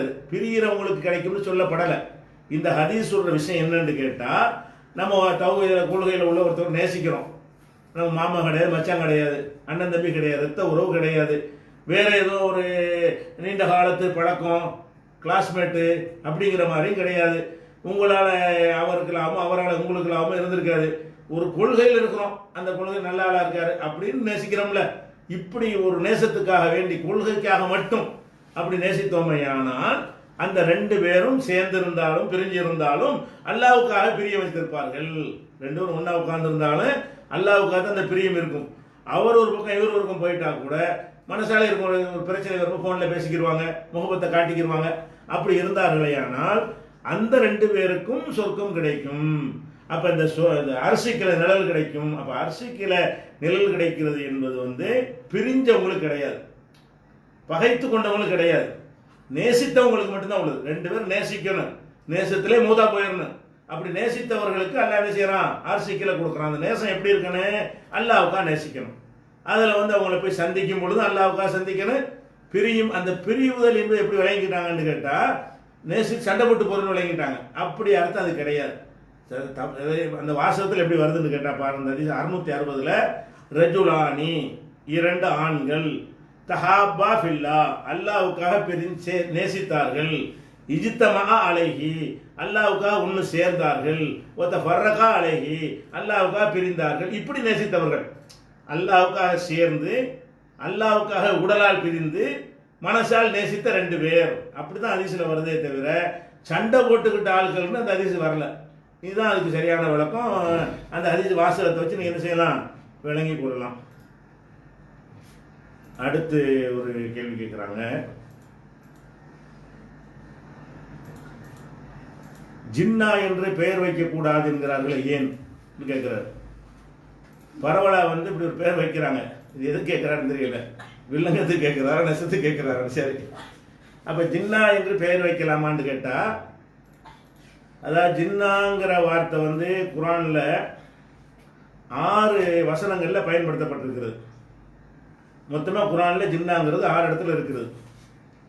6 இடத்துல 5 இடங்கள்ல பைத்தியங்கிற அர்த்தத்தில் பயன்படுத்தப்படுது. இந்த ஜின்னாங்கிற வார்த்தை வந்து குரான்ல 6 இடங்கள்ல 5 வசனத்தை எடுத்துக்கிட்டீங்கன்னா அது வந்து லூசு பைத்தியம் அப்படின்னு வருது.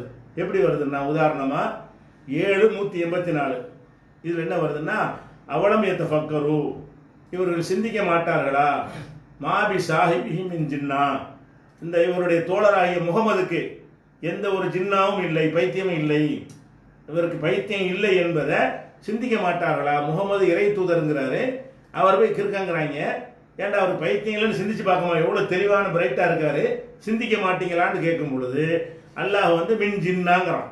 அவலம் யதஃபக்கரு மாபி சாஹிபிஹி மின் ஜின்னா இவருக்கு எந்த ஒரு ஜின்னாவும் கிடையாது, பைத்தியமும் கிடையாது என்பதை நீங்க சிந்திக்க மாட்டீங்களா. 7:184 பைத்தியங்கிறதுக்கு ஜின்னாங்கிற வார்த்தை இருக்கு. அப்புறம் 23:25 வசனத்துல வந்து காபிர்கள் சொன்னதா வருது, இன்ஹுவ இல்லா ரஜுலும் பிஹி ஜின்னா இவர் ஒரு பைத்தியம் உள்ள ஒரு மனுஷன் என்று சொல்கிறார்கள். ரசூலை பார்த்து, இறை தூதர்களை பார்த்து இன்ஹுவ இல்லா ரஜுலும் பிஹி ஜின்னா இவர் ஒரு பைத்தியக்கார மனுஷன் சொல்கிறார்கள் சொல்லும் பொழுது அங்க ஜின்னாங்கிற வார்த்தையை போடுறாங்களா சொல்லி கேட்டான். அதே 23:70 வசனத்துல அம் யகூலுன பிஹி ஜின்னா இவருக்கு பைத்தியம் என்று சொல்கிறார்களா, பல் ஜாஹும் பில் ஹக்கி கிடையவே கிடையாது, இவர் சத்தியத்தை கொண்டு வந்திருக்கிறார். ரசூல்லா பற்றி சொல்லும்போது ரசூல்லா வந்து ஜின்னான்னு சொல்றாங்களா, பைத்தியம் இருக்குன்னு சொல்றாங்களா, கிடையாதுப்பா, அவர் தெளிவா உண்மையை கொண்டு வந்திருக்காருன்னு எல்லாம் சொல்றான். 23:70 அந்த வார்த்தை வருது. அதே மாதிரி வந்து 34:8 அல்லாஹ் சொல்லி காட்டுகிறான், அப்தரா அலல்லாஹி கதிபா இவர் வந்து முகமது அல்லாஹ் மேல இட்டு கட்டி சொல்றாரா, அம்பிகி ஜின்னா, அல்ல ஒரு பைத்தியம் இருக்கா என்று அல்லாஹ் என்ன செய்கிறான், அந்த வசனத்தில் கேட்குறான். இவர் இட்டு கட்டி சொல்கிறாரா இல்லை பைத்தியம் இருக்கா? அல்லாவை நம்பாதவங்க இப்படி சொல்கிறாங்க. ரெண்டும் கிடையாது. அவருக்கு இட்டு கட்டின்னு சொல்லவில்லை, அவருக்கு பைத்தியம் இல்லைன்னு அந்த வசனத்தை மறுக்கிறான் 34:8. அதே மாதிரி அடுத்த வசனம் 34:46 வசனத்தில் சொல்கிறான், குல் நபியை நீங்கள் சொல்லுங்கள், இன்னமா அழுகும்பி வாஹிதா, நான் ஒரே ஒரு விஷயத்தை தான் உங்களுக்கு போதனையாக சொல்கிறேன். என்ன போதனை? அந்த கும்முல் இல்லா, அல்லாவுக்காக நீங்கள் முன் வர வேண்டும். எப்படி முன் வர வேண்டும்? மசனா, ரெண்டு பேராவா, ஓ ஃபுராதா, ஒத்தையா வேண்டாம் வா, சும்மத்தத்தை பக்கரு, நீங்கள் சிந்தித்து பார்க்க வேண்டும்.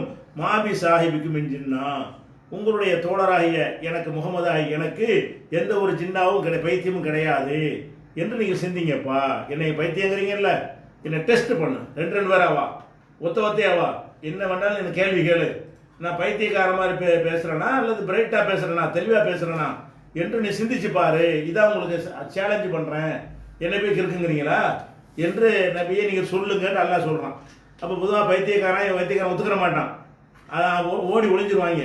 ஆனால் ரசூல் ஸல்லல்லாஹு அலைஹி வஸல்லம் என்ன செய்கிறாங்க, என்னை டெஸ்ட் பண்ணுறா, பைத்தியங்கிறது உனக்கு உரிமை இருக்குது, டெஸ்ட் பண்ணு, பைத்தியத்துக்குன்னு ஒரு பதில் இருக்கு, ஒரு கேள்வியை கேளு, பைத்தியக்காரனுக்கு என்ன பதில் சொல்லுவான், பைத்தியம் இல்லாத தெளிந்த புத்தி உள்ளவன் என்ன சொல்லுவான்னு இருக்குதானே செய்யுது. அப்படி டெஸ்ட் பண்ணிக்க, எவன் வேணாலும் கூட்டுவா அப்படின்னு கேட்க சொல்கிறான். இதுலேயும் மாபி சாஹிபி மின் ஜின்னான்னு வருது. அப்போ இந்த குரானில் உள்ள இந்த 5 வசனத்துலேயும் ஜின்னாங்கிறது பைத்தியங்கிற இடத்துல வந்திருக்குது. இன்னொரு வசனம் வந்து மினல் ஜின்னத்தி ஒன்னாசுன்னு உள்ள சூரத்தில் நாசில் கடைசியில், அதாவது பாதுகாப்பு அல்லாட்ட பாதுகாப்புக்குள்ள ஒரு பின் நாசில் அதில் வரும் மினல் ஜின்னா. ஜின்னத்தினா ஜின்னானா சைத்தானிடமிருந்து மனிதனிடமிருந்து பாதுகாப்பு தேடுகிறேன், கெட்ட சைத்தானிடமிருந்தும். அப்போ ஜின்னாங்கிறதுக்கு சைத்தான் அர்த்தம் ஒரு இடத்துல வருகிறது, ஜின்னு வகையில் உள்ளது. அந்த ஜின்னு சேர்ந்து ஜின்னத்து. அப்போ சைத்தாண்ட அர்த்தத்தை 2 அர்த்தமாக இருந்தாலும் பேர் வைக்க முடியாது. ஜின்னான்றது வந்து கிறுக்குங்கிற அர்த்தமாக இருந்தாலும் நல்ல பேரை வைங்க ரசூல்லா சொல்லிட்டாங்க, கெட்ட பேர் வைக்கக்கூடாதுட்டாங்க. ஒருத்தர் கசப்புண்டு பேரை சொல்லும்போது ரசூல்லா அவர் வெறுத்தாங்க, ஏன் இப்படி பேர் நல்ல பேர் கிடைக்கலையான்றாங்க. ஒரு பேர் என்று வைப்பது வந்து அதனுடைய மீனிங் கொஞ்சம் நல்லா இருக்கணும். ஆனால் அதை இல்லாமல் என்ன செய்கிறாங்க, இது நிறைய பேர் இந்த பேரை வைத்திருக்கிறார்கள். எதனால் அந்த பேர் நடைமுறைக்கு வந்துச்சுன்னு சொன்னால், விடுதலை போராட்ட காலத்தில் வந்து வெள்ளையர்களை எதிர்த்து போராடினதில் காந்தியோட சேர்ந்து முகமது அலி ஜின்னா போராடினான்னு வருதுல, அதை வச்சு தான் இந்த ஜின்னாங்கிறது இந்த இந்தியாவுக்குள்ளே வருகிறது. முகமது அலி ஜின்னாங்கிறது காயிதாத்தம்னு சொல்லுவாங்க. பாகிஸ்தானுடைய அதை உருவாக்குனவர், பாகிஸ்தான் உருவாக்குனவர் பேர் ஜின்னான்னு முகமது அலி ஜின்னாம்பாங்க. அவர் முகமது அலி ஜின்னாண்டு இப்படி அறிமுகமான உடனே அவர் நினைவில் கொண்டு இவங்க இந்த பேரை வைக்கிறாங்க. முகமது அலி ஜின்னாண்டு அவருக்கு பேர் இருந்துச்சு, நம்ம பிள்ளைகள் அது மாதிரி வரட்டுமே என்பதற்காக வேண்டி என்ன செய்கிறாங்க, அப்படி வைத்திருக்கிறார்கள். ஆனால் அவருடைய பேர் வந்து முகமது அலி ஜின்னாவே கிடையாது. பாகிஸ்தான் அதிபருடைய பேர் இருக்குல்ல, தமிழ்காரங்க தான் என்ன செய்கிறாங்க, முகமது அலி ஜின்னான்ட்டாங்க. ஜினாஹ் அவருடைய பேர் என்னன்னு கேட்டால் அரபியில் என்ன எழுதுவாங்கன்னா முகமது அலி ஜினாஹ். ஜினாஹ்னா சிறகு, ரெக்கை. முகமது அலி ஜினாஹ்ன்று தான் அவருடைய பேரில், அவர் பேரை எழுதும்போது அரபியில் பார்த்தீங்கன்னா ஜின்னாண்டு எழுத மாட்டாங்க. அது ஜின்னாண்டவனை என்ன செய்யறீங்க வந்துக்கிட்டு ஜின்னான்னு சொல்லி இவன் ஒரு உண்டாக்கிட்டான் தமிழ்காரன். அவருடைய பேர் வந்து உருதுக்காரன் வந்து ஜின்னான்னு சொல்ல மாட்டான், முகமது அலி ஜினாஹ். அவருடைய பேர் ஜினாஹ்ன்று இருந்ததை இவங்களுக்கு அந்த வார்த்தையை உச்சரிக்க தெரியாமல் என்ன பண்ணிட்டாங்க, ஜின்னாண்டு ஆக்கி விட்டாங்க. தமிழ்நாட்டுக்காரன் வந்து அவர் பேரை குறிப்பிடும் பொழுது முகமது அலி ஜின்னாண்ட உடனே முகமது அலியும் போய் கடைசியில் வெறும் ஜின்னாவாயி அது இன்னொரு நல்ல ஒரு பேருமா நினைத்து கொண்டு அதை வந்து வைக்க ஆரம்பிச்சிட்டாங்க. அதனால வந்து அவர் ஜினாஹ் என்பது தான் அவருடைய பேர். நீ அதை வைத்து வைப்பதாக இருந்தால் அவருடைய பேர் ஜின்னா கிடையாது, முகமது அலி ஜின்னாங்கிறது கிடையாது, ஜினாஹ்ன்று தான் இருக்குது. இப்படி யாராவது பேர் வச்சுட்டாங்கன்னா என்ன செய்யலான்னு கேட்டால் ஜன்னாடு கூட ஆக்கிட்டு போங்க. ஜின்னாவுக்கு பதிலாக ஜன்னத்துல சொர்க்கம், ஜின்னாவுக்கு என்ன செய்யுங்க, ஜானாவாக்கி விட்டு போயிருங்க, ஒரு பிரச்சனையும் இருக்காது. பேர் வச்சது மாற்றலான் இருந்தால் அது நல்ல பேர் கிடையாது, கெட்ட அர்த்தம் தரக்கூடியது, வெறுக்கத்தக்கது, இதெல்லாம் வந்து வைக்கக்கூடாதுன்னு இருக்குது. ஹதீஸில் தடை இருக்குது. அர்த்தம் இல்லாத பேரை கூட வைக்கலாம், ஒரு மீனிங்கே இல்லை, தப்பு கிடையாது. மீனிங்லெஸ்ஸாக இருந்தால் கூட என்ன செய்யலாம், பேர் வச்சுக்கிடலாம். சிறுக்கு இருக்கக்கூடாது, ஒரு அருவருக்கத்தக்க கிறுக்க, பைத்தியக்காரன், முட்டா பைய இப்படிங்கிற மாதிரி ஜாகில்னு பேர் வைக்கலாமா, வைக்கக்கூடாது. அதனுடைய மீனிங் வந்து நல்ல ஒரு கருத்தை தரலை என்று சொன்னால், கெட்ட கருத்தை தருமையானால் அந்த பேர் வைக்கக்கூடாது. அதனால் அதை கவனத்தில் கொண்டபடி அந்த மாதிரி பேர் உள்ளவர்கள் ஜன்னா என்று சொல்லியோ இல்லை ஜின்னாஹ் என்று சொல்லி என்ன செஞ்சுக்கலாம், மாற்றிக்கொள்ளலாம். அல்லது அந்த பேருக்கு முகமது அலி ஜின்னான்னு மொத்தமாக வைப்பாங்க, இல்லாட்டி என்ன செய்ய அந்த கடைசி பொங்கலில் மட்டும் இப்படி மாற்றிட்டு போயிட வேண்டியதான். அவ்வளோதா. சரி, அடுத்த ஒரு கேள்வி கேட்குறாங்க. சவுதியிலிருந்து இப்ராஹிம், பெண்கள் தனியாக வீட்டில் தொழும்போது பாங்கு சத்தம் கேட்காத போது பாங்கு இக்காமத்து சொல்லி தான் தொழ வேண்டுமா கேட்குறாங்க. அதாவது பாங்கை பொறுத்த வரைக்கும் ரெண்டு வகையான பாங்கு இருக்குது. ஒரு பாங்கு வந்து நம்ம பள்ளிவாசலில் சொல்லி மற்றவங்க தொழுகைக்கு கூப்பிடுறதுக்குள்ள பாங்கு. பாங்கு என்பது அதாவது ஒரு ஒரு பள்ளிவாசலில் சொல்கிற பாங்கு எதுக்கு சொல்கிறாங்கன்னு கேட்டால், அந்த அழைப்புதலை கேட்டு தொழுகை நேரம் வந்து விட்டது என்று அறிந்து மக்கள் எல்லாம் வரணும். அதுதான் பாங்குடைய அடிப்படையான நோக்கம். அடிப்படையான நோக்கத்துக்காக அந்த பாங்கு இருந்தாலும், அப்படி இல்லாத இடத்தில் கூட ஒருத்தர் வரமாட்டாங்கன்னு இருந்தால் கூட தொழுகைக்குன்னு அந்த பாங்கு சொல்லணும். அந்த மரபு விடுபட்டு போகக்கூடாது என்று ரசூலுல்லாஹ் விரும்பி இருக்கிறாங்க. பாங்குடைய அடிப்படை என்னன்னு கேட்டால் அடுத்தவங்களை அழைக்கிறது தான். அதில் உள்ள வாசகமே அப்படி தான் வருது. ஹையா அலல் ஸலா, தொழுகைக்கு வாருங்கள். ஹையா அலல் ஃபலாஹ், வெற்றிக்கு வாருங்கள். அப்போ தொழுகைக்கு வாருங்கள், வெற்றிக்கு வாருங்கள்னு கூப்பிடுவதற்கு தான் அந்த பாங்கு உண்டாக்கப்பட்டிருக்கிறது. பாங்கு அந்த ஆரம்ப கால வரலாறு கூட மணி அடித்து கூப்பிடுவோமா அப்படி கூப்பிடுவோமான்னு மசோராலாம் பண்ணுவாங்க. அந்த பாங்குடைய நோக்கம் என்னன்னு கேட்டால் மற்றவர்களை அந்த ஜமாத்து தொழுகைக்கு வந்து அழைப்பது, பள்ளியாசலுக்கு வாங்கன்னு கூப்பிடுவது. இப்படி இருந்தாலும் பிறகு என்னவாயிடுச்சுன்னு சொன்னால், அந்த நோக்கம் இல்லாவிட்டாலும் நீங்கள் தொழுகைன்னு ஒரு கடமையான தொழுகை நீங்கள் தொழுதீங்க என்று சொன்னால் அதுக்கு பாங்க சொல்லிருங்க என்று ரசூலுல்லாஹ் வழிகாட்டுறாங்க. எப்படி காட்டுறாங்கன்னு கேட்டால், மாலிக் இப்னு ஹுவைரிஸ் அவர் வந்து வெளியூர்லேருந்து வந்து ரசூலுல்லாஹ்ட்ட சந்திச்சுட்டு ஊருக்கு போகிறார். அவரும் ஒரு ஆள் 2 பேர் சேர்ந்து வர்றாங்க. வந்து என்ன செய்கிறார், ரசூலுல்லாஹ்ட்ட இருந்து மார்க்கத்தெல்லாம் கற்றுக்கிட்டு என்னை எவ்வாறு தொழ கண்டீர்கள் அவ்வாறு தொழுங்கள்னு ரசூலுல்லாஹ் இவர் தான் சொல்லுவாங்க. இவர் தான் அந்த ஹதீஸ் அறிவிப்பார். வந்து நான் தொழுது காட்டுவேன், அதை நல்லா பார்த்துக்கிறங்க, அந்த மாதிரி நீங்கள் தொழுவுங்க என்ற மாதிரியான செய்தியெல்லாம் அறிவிக்கிறது மாலிக் இப்னு ஹுவைரிஸ் இவர் தான். இவர் என்ன செய்கிறாருன்னு கேட்டால், நான் ரசூலுல்லாஹ்ட்ட வந்தோம், நானும் என்னுடைய ஒரு நண்பரும் வந்தோம். வந்து என்ன செய்வோம்னா அவங்கள்ட்ட ரசூலுல்லாஹ்ட்ட கற்றுக்கிட்டு ஊரை நோக்கி போகிறோம். போகும்போது ரசூலுல்லாஹ் சொல்லி விட்டாங்க. என்ன சொன்னாங்கன்னு கேட்டால், அதுதீனா, நீங்கள் 2 பேரும் போயிட்டு இருக்கிறீங்க, போகும் பொழுது தொழுகை நேரம் வந்துருச்சுன்னு சொன்னால் அதுதீனா, நீங்கள் 2 பேரும் பாங்கு சொல்லுங்கள், வாக்கியமா இகாமத்து சொல்லுங்கள், ஒல் யவுமுக்குமா அக்பருக்குமா, 2 பேரில் யார் மூத்தவர் அவரை இமாமத்து செய்யட்டும். 2 பேரும் போகிறீங்க, போகும்போது பாங்கு சொல்கிறது அழைக்கிறதுக்கா? பள்ளிவாசலில் பாங்கு சொன்னால் அழைக்கிறது அர்த்தம் வருது. இவங்க பிரயாணத்தில் போகிறாங்க, யாருமே இருக்க போகிறதில்ல, 2 பேர் மட்டும்தான் இருக்கிறாங்க. அங்கனக்குள்ளே பாங்கு சொல்லுவோம்னா ஒருத்தர் கூட வரவும் மாட்டாங்க. ஆனால் ரசூலுல்லாஹ் என்ன சொல்கிறாங்கட்டா, நீங்கள் 2 பேர் போனால் கூட அந்த பாங்கினால் ஒருத்தரை கூப்பிடுவதற்கு உள்ள முகாந்திரம் இல்லாவிட்டால் கூட நீங்கள் பாங்கை இக்காமத்து சொல்லி உங்களில் பெரியவர் வந்து இமாமத்து செய்யுங்க. 2 பேர் பிரயாணம் பண்ணிப்போ 2-3 நாள் ஆகும். அதுக்கெல்லாம் 10 வகுத்து 5 வகுத்து தொழுகை வந்துடும். அந்த தொழுகை நேரம் வரும்போது நீங்கள் என்ன செய்யணும்னா பாங்கு சொல்லி இக்காமத்து சொல்லுங்கிறாங்க. அப்போ இதில் என்ன விளங்குறது, பாங்கு என்பது அழைப்பதற்கும் உள்ளது, அழைக்க முடியாவிட்டாலும் தொழுகைக்கும் உரியது.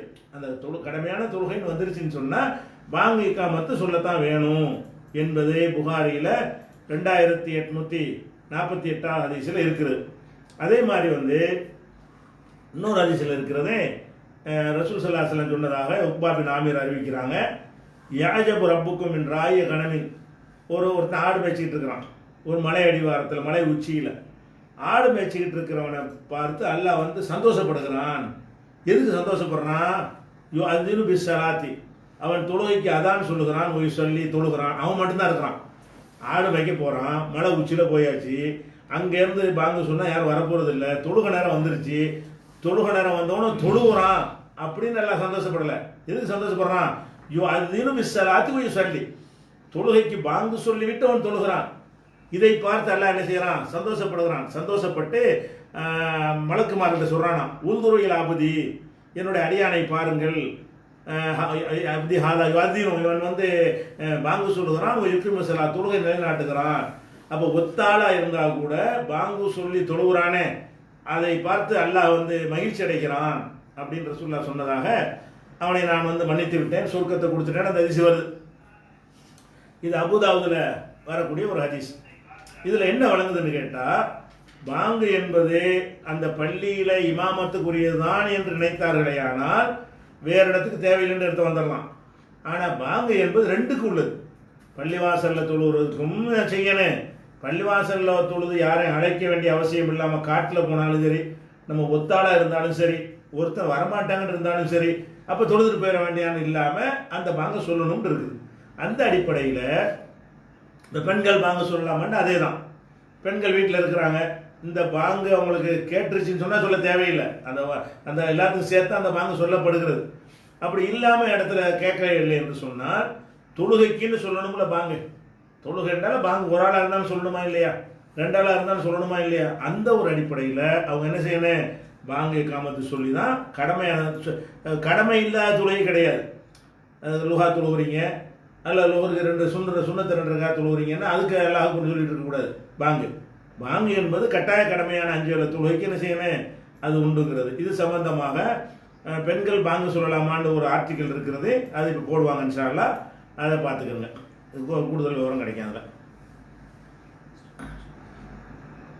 அடுத்து வாணியம்பாடியைச் சேர்ந்த ஷாகுல் ஹமீத்ங்கிற சகோதரர் கேட்குறாரு, திருக்குரானில் 3:43 வசனத்தில் மரியமே உமது இறைவனுக்கு பணிவாயாக, சஜிதா செய்வாயாக, ருக்கு செய்வோருடன் ருக்கு செய்வாயாக என்று மாணவர்கள் கூறுறாங்க. அப்போ ருக்கு செய்வோருடன் ருக்கு செய்வாயாக என்று சொன்னால் கூட்டாக தொழணும்னு அது அர்த்தம் வருது. அதிலிருந்து நீ ருக்கு செய்வாயாகன்னு சொல்லாமல் ருக்கு செய்வோருடன் நீயும் ருக்கு செய்வாயாக அப்படின்னு மரியமை பார்த்து வானவர்கள் சொன்னார்கள்னு இந்த வசனம் வருது. இதன்படி நம்ம மதுஹப் இமாமை பின்பற்றி தொழலாமா, அவங்க ஒவ்வொரு நிலையிலையும் அவசரமாக தொழுகிறார்களே பின்பற்றி தொழலாமா இருக்கிறார். அப்போ இந்த வசனம் கூட்டு தொழுகையை வலியுறுத்துகிறது. ஆனால் மதுஹப்புடைய ஆளுங்க தொழுகையை பார்த்தீங்கன்னு சொன்னால் அவங்க தொழுகையாக இல்லை, நிறுத்தி நிதானித்து தொழுவது கிடையாது. அப்போ பின்பற்றலாமான்னு கேட்குறாங்க.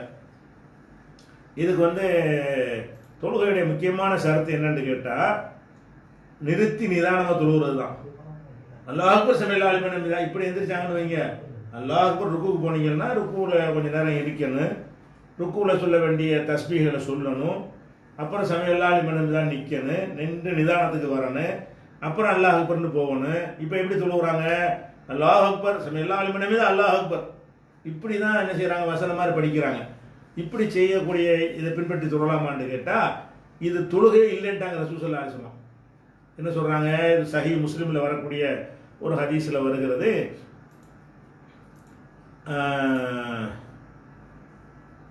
என்ன வருதுன்னு கேட்டால் புகாரில் 757 ஹதீஸ் வருது.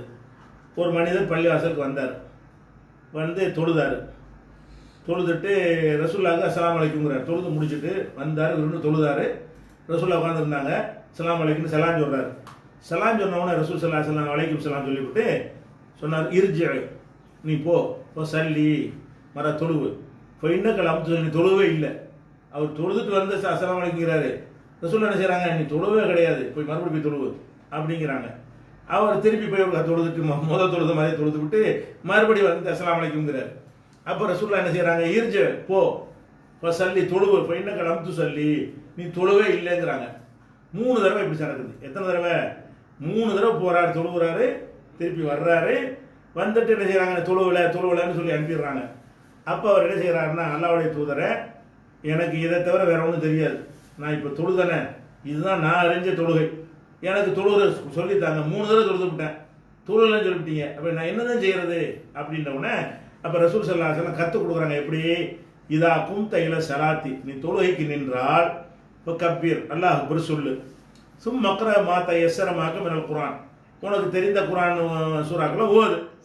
அதுக்கப்புறம் இருக்க ஹத்தா தத்துமைன்னு ராக்கியா, ருக்குவில் நிறுத்தி நிதானமாக ஆகும் வரை ருக்கு செய்ய அல்லாஹுக்கும் நிறுத்திடக்கூடாது, அல்லாஹுக்கும் போய் அப்படி கொஞ்ச நேரம் இருக்கணும், ஓத வேண்டியெல்லாம் சொல்லலை இதில், அது மாதிரி நிற்கணும். அதுக்கப்புறம் அருஃபால், பிறகு ருக்குலேருந்து தலையை ஒசத்து, ஹத்தா தாஜில காய்மன், அப்படி நின்று கொஞ்ச நேரம் நிற்க நிதானத்துக்கு வந்துடணும். ஒரு டைம் எடுத்து நிதானத்துக்கு வந்த பிறகு அப்புறம் அதை சஜிதாவுக்கு போயிடணும். மஸ்ஜித், பிறகு சஜிதா செய்யி ஹத்தா தத்மைன்னு சாஜிதன், சஜிதாவிலே நிறுத்தி போய் முட்டிட்டு தலையை எந்திரிச்சிடுறாங்க, அப்படி செய்யக்கூடாது, இப்படிலாம் செய்யணும். அருஃபா ஹத்தா தத்மைன்னு ஜாலிசன், பிறகு எந்திரிச்சு உட்காந்து சஜிதாவுக்கு இடையில உட்காரணும், 2 சஜிதாவுக்கு இடையில, அது கூட ஒரு செகண்டாக இருக்கக்கூடாது, நல்லா நிறுத்தி உட்காந்துட்டு அது நிதானம் அடைஞ்ச பிறகு அப்புறம் போ ஒஃபால் தாலிக்கு ஃபீ சலாத்திக்கு குள்ளியா, எல்லா தொழுகையும் இதே மாதிரியே செய்யி. இந்த குறை ஒன்று இருந்ததுனால தான் நீ தொழுவே இல்லைன்னு சொன்னேங்கிறாங்க. இவர் 3 தடவை தொழுது இருக்கிறாரு, செல்லாதுட்டாங்க, தொழுகை கிடையாது அதுன்ட்டாங்க. அப்போ இப்படி தொழக்கூடிய இமாம பின்பற்றி தொழுதா தொழுகை இல்லைன்னு ஆயிடுச்சே. அவர் தொழுகிற தொழுகை இல்லைன்னு தராவியும் தொழுகிறான், அதெல்லாம் அப்படி தான் இருக்குது. பின்பற்றி தொழுதா தொழுகை கிடையாது, எதை எக்ஸசைஸ் பண்ணியிருக்கோன்னு அர்த்தமாகுமே தவிர அந்த இமாமு செஞ்ச தொழுகையே தொழுகை இல்லைன்ட்டாங்க ரசூல் ஸல்லல்லாஹு அலைஹி வஸல்லம். அது ஒரு விஷயம். அதனால அப்படி தொழுதார்களே. ஆனால் இது சுன்னத் ஜமாத்து மதுஹபுக்குன்னு இல்லை, தௌஹீதில் செஞ்சாலும் தொழுகை இல்லை. தௌஹீத் ஜமாத்தில் உள்ளவனே என்ன செய்யறா, தௌஹீத் கொள்கையில் உள்ளவனே இந்த மாதிரி முட்டிட்டு எந்திரிச்சான்னு சொன்னால் இதுக்கு ஒரு தொழுகை இல்லை, பின்பற்றக்கூடாது. தொழுகைங்கிறது கரெக்டான முறையில் இருக்கணும், அது அப்போ தான் தொழுகைங்கிற கணக்கில் வரும். அப்படி இல்லை என்று சொன்னால் அவன் தொழவே இல்லைன்னு ஆயிரும். தொழவே இல்லைன்னா எதை பின்பற்ற, நீ தொழுகை தான் பின்பற்ற முடியும். தொழுவாத ஒரு ஆளை பின்பற்றி நீ எப்படி தொழ முடியும் என்ற அடிப்படையில் அது இமாமத்தில் என்ன செய்யாது, செல்லாது. அடுத்து முகமது ஆஷிக் அபுதாபி அவர் கேட்கிறார். என்ன கேட்கிறாருன்னா, 1000-ல் 1 நபர் மட்டும்தான் சொர்க்கம் செல்வார் என்ற நபிமொழிக்கு விளக்கம் தேவை கேட்கிறார். ஒரு ஹதீஸ்ல 1000-ல் ஒருத்தர்ன்ற கணக்கில் தான் சொர்க்கம் போவாங்க, அதாவது 1999 பேர் நரகம் போவாங்கன்னு வருது. அது என்ன, அதுக்கு என்ன விளக்கம் என்று கேட்கிறார். இவர் சொல்லக்கூடிய ஹதீஸ் எதை சொல்றாருன்னு கேட்டால் நிறைய வருது. உதாரணத்துக்கு சொல்வதாக இருந்தால் புகாரியில் 3348 அந்த ஹதீஸில் உள்ளதை வைத்து தான் அந்த 3348, 4741 இந்த மாதிரி இடங்களில் பதிவு செய்யப்பட்டிருக்கு. உதாரணத்துக்கு 3348 மட்டும் எடுத்துக்கிடுவோம். அதில் தான் அந்த இவர் சொல்லக்கூடிய செய்தி வருது. என்ன வருதுன்னு கேட்டால், ஆதம் அலைஹிஸ்ஸலாம் கூப்பிடுவானா, அதாவது மகசர்லாம் முடிஞ்ச பிறகு என்ன செய்வார்னா, அவர் தானே வாப்பா, அவர் தானே, அவர் கூப்பிட்டு இந்த நரகத்துக்குள்ள கூட்டத்தில் அள்ளிட்டு போ, ஓட்டிகிட்டு போட்டு அவர்கிட்ட எல்லாம் சொல்லுவானா, உன் பிள்ளைகள் தானே, ஆளுக்கெல்லாம் கொண்டு விட்டுட்டு வா அப்படின்னு சொல்லி அழைக்குவானா. அப்போ நரகத்துக்கு போகிறவங்கன்னா யாருன்னு சொல்லி அவர் என்ன கணக்கில் நான் கூட்டிகிட்டு போகிறதுன்னு அவர் கேட்பாராம். அப்போ அல்லாஹ் சொல்லுவான்னு கேட்டால், ஒவ்வொரு 1000-ல் 999 பேர் கூட்டிகிட்டு போயிரு, கொத்தனா மிஞ்சுவான் சொர்க்கத்துக்குள்ளார்.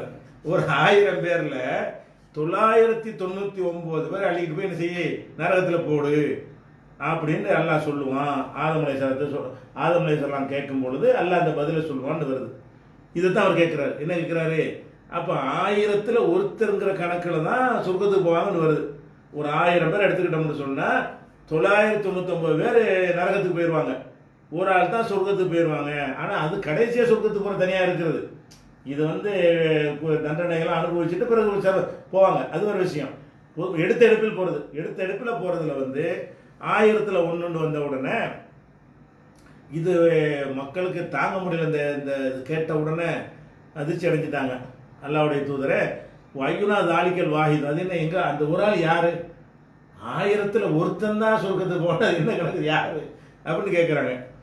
அப்போ ரசூல் ஸல்லல்லாஹு அலைஹி வஸல்லம் சொல்கிறாங்க, நீங்கள் ரொம்ப பயப்படாதீங்க, அந்த கணக்கை நீங்கள் ஒழுங்காக விளங்கிக்கிறீங்கன்னு சொல்லிட்டு, அதாவது அல்லாஹ் யஜூஜ் மாஜூஜ்னு ஒரு கூட்டத்தை படைச்சு வச்சிருக்கிறான்.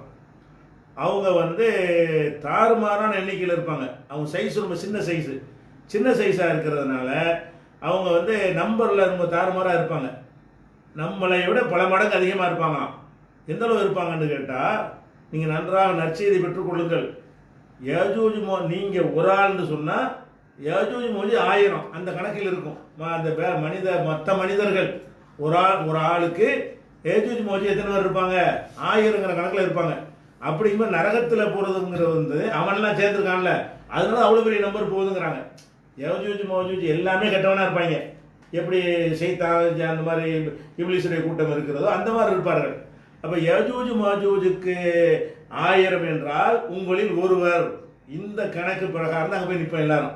அப்போ யஜூஜ் மாஜூஜ் நம்மளோட பல மடங்கு இருப்பான். நம்ம ஒரு 100 பேர் சாதா மனிதர்கள் இருந்தோமே, ஆனால் அவன் அந்த 1க்கு 1000ங்கிற கணக்கு 100,000 1,00,000 பேர் அவன் இருப்பான்.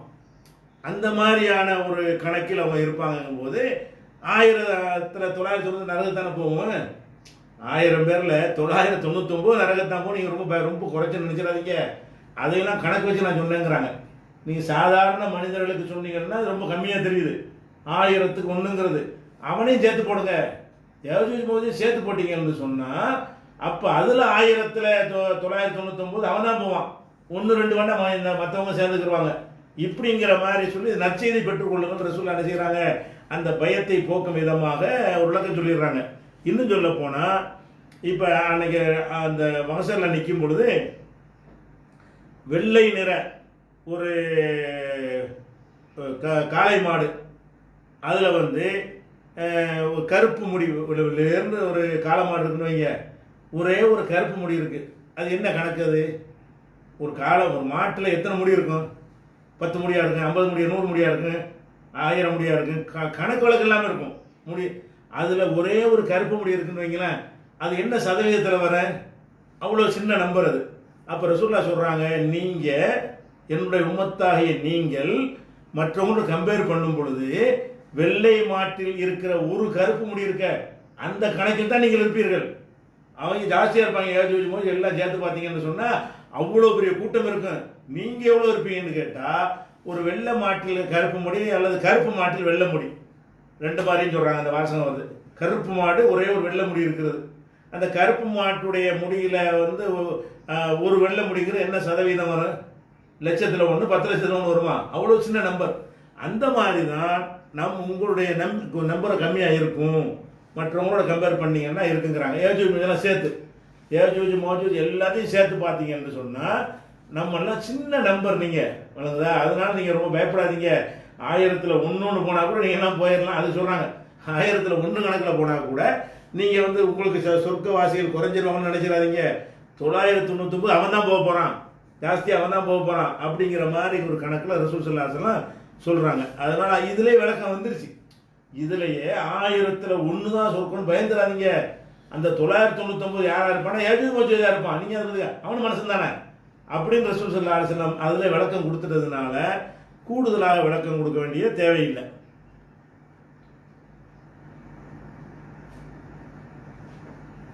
அடுத்து நாகை சம்சுங்கிறவர் கேட்கிறார், 2:177 வசனத்தில் குரானில் 2:177 அதில் என்ன வருதுன்னு கேட்டால், உங்கள் முகங்களை கிழக்கு கிபிலாவையோ மேற்கு கிபிலாவையோ நோக்குவதில் நன்மையே இல்லை என்று அல்லாஹ் சொல்கிறான். பிறகு ஏன் நாம் தொழுகையில் கிபிலாவை நோக்குகிறோம் அப்படின்னு கேட்கிறார். அது அல்லாஹ் குரான் என்ன சொல்கிறான்னா, லைசல் பிர்ரு, அது நன்மை கிடையாது. அன்துவல்லு உஜுஹக்கும் கிபலல் மஷ்ரிக் வல் மக்ரிப், நீங்கள் கிழக்கு நோக்கி திரும்புவதோ மேற்கு நோக்கி திரும்புவதனாலே அந்த ஒரு நன்மையும் கிடையாது அப்படின்னு நல்லா சொல்கிறான். அப்போ ஏன் நம்ம ஒரு கிபிலான ஒன்று திசையை நோக்கி தொழுகிறோம் என்று கேட்குறாங்க. பொதுவாக இந்த மாதிரி விஷயங்களை எல்லாம் உரிய விதத்தில் நம்ம புரிஞ்சு கொள்ளணும். என்ன புரிஞ்சுக்கிறதுன்னு கேட்டால், ஒரு திசை இருக்கிறது, அந்த திசையை நோக்கி ஒருத்தன் ஒரு வணக்கம் புரிந்தால் அந்த திசையை நோக்குனதுக்கு நன்மை இருக்குமானா கிடையாது. எதுக்கு நன்மை உள்ளது ஆகுது? இப்போ நம்ம கிபிலா மேற்கு நோக்கி தொழுகிறோம் வைங்க, அப்போ மேற்கு நோக்கி தொழுகிறோம்லாம் நல்லவன்னு அர்த்தம் கிடையாது. மேற்கு நோக்கி வேறு வேறு மதத்துக்காரங்க கூட என்ன செய்வாங்க, அவங்க வழிபாடுகளை செய்வாங்க. அந்த திசையை நோக்குதல் என்பதில் எந்த ஒரு நன்மையும் கிடையாது. வேறு எதனால் நமக்கு நன்மை உள்ளது ஆகுதுன்னு கேட்டால், என் இறைவன் சொல்லிவிட்டான் அப்படிங்கிறதுக்கு திரும்பினா தான். அந்த திசையில் நின்றான் என்பதற்காக இல்லை. அதனால தான் ஆரம்பத்தில் பைத்துல் முகத்தஸை நோக்கி தொழுதாங்க. அது இறைவன் சொன்னான் என்ற அடிப்படையில் அதுவும் அல்லாஹ் விட்டது ஏற்கப்பட்டது ஆகுறது. அதுக்கப்புறம் இந்த பக்கம் மாறுன்னு சொல்கிறான் அல்லாஹ், அதுவும் அல்லாஹ்ட்ட ஏற்கப்பட்டது ஆகுகிறது.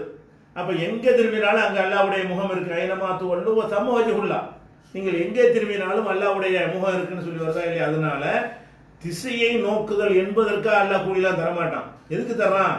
திசையை நோக்கு நன்மை கிடையாது, இறைவன் நோக்க சொல்கிறான். ஏதாவது ஒரு திசையை தான் நோக்க முடியும். எந்த திசையும் நோக்காமல் தொழுவ முடியாது இல்லையா? தொழுவதா இருந்தால் ஒரு திசையை நோக்காமல் ஒருத்தர் தொழுவான், இதை நோக்கி தான் ஆகணும். அப்போ அல்லாஹ் சொன்ன ஒரு திசையை நான் நோக்குகிறேன் அப்படின்னு சொல்லி அல்லாஹ் கட்டுப்பட்டான் பாருங்க, அதுதான் நன்மையை தவிர அந்த திசை நோக்குதல் என்பது நன்மை கிடையாது. இப்போ இது மாதிரி நிறைய விஷயம் இருக்கு. போதாலும் அல்லாஹ் தேவையில்லாதவன்னு சொல்கிறோம், அப்போ ஏன் தொழுகிறோன்னு கேட்குறோம். அந்த மாதிரி கேள்வி தான் இது. அல்லாஹ் தேவையற்றவன் தான், தேவையற்றவன் என்று சொல்லிவிட்டு தொலை சொல்கிறான்னு சொன்னால் அந்த தொழுகை தேவைன்னு விளைக்கிறக்கூடாது. தொழுகை தேவை கிடையாது அவனுக்கு. நீங்கள் உத்தர தொழுவாட்டாலும் அவனுக்கு எந்த லாஸும் கிடையாது. நீங்கள் எல்லாரும் தொழுதாலும் அவனுடைய கிரேடு கூட பிறந்தும் கிடையாது. அவன் கட்டளையிட்டான், அதனால் தொழுவுறீங்க உங்கள் நன்மைக்காக வேண்டி.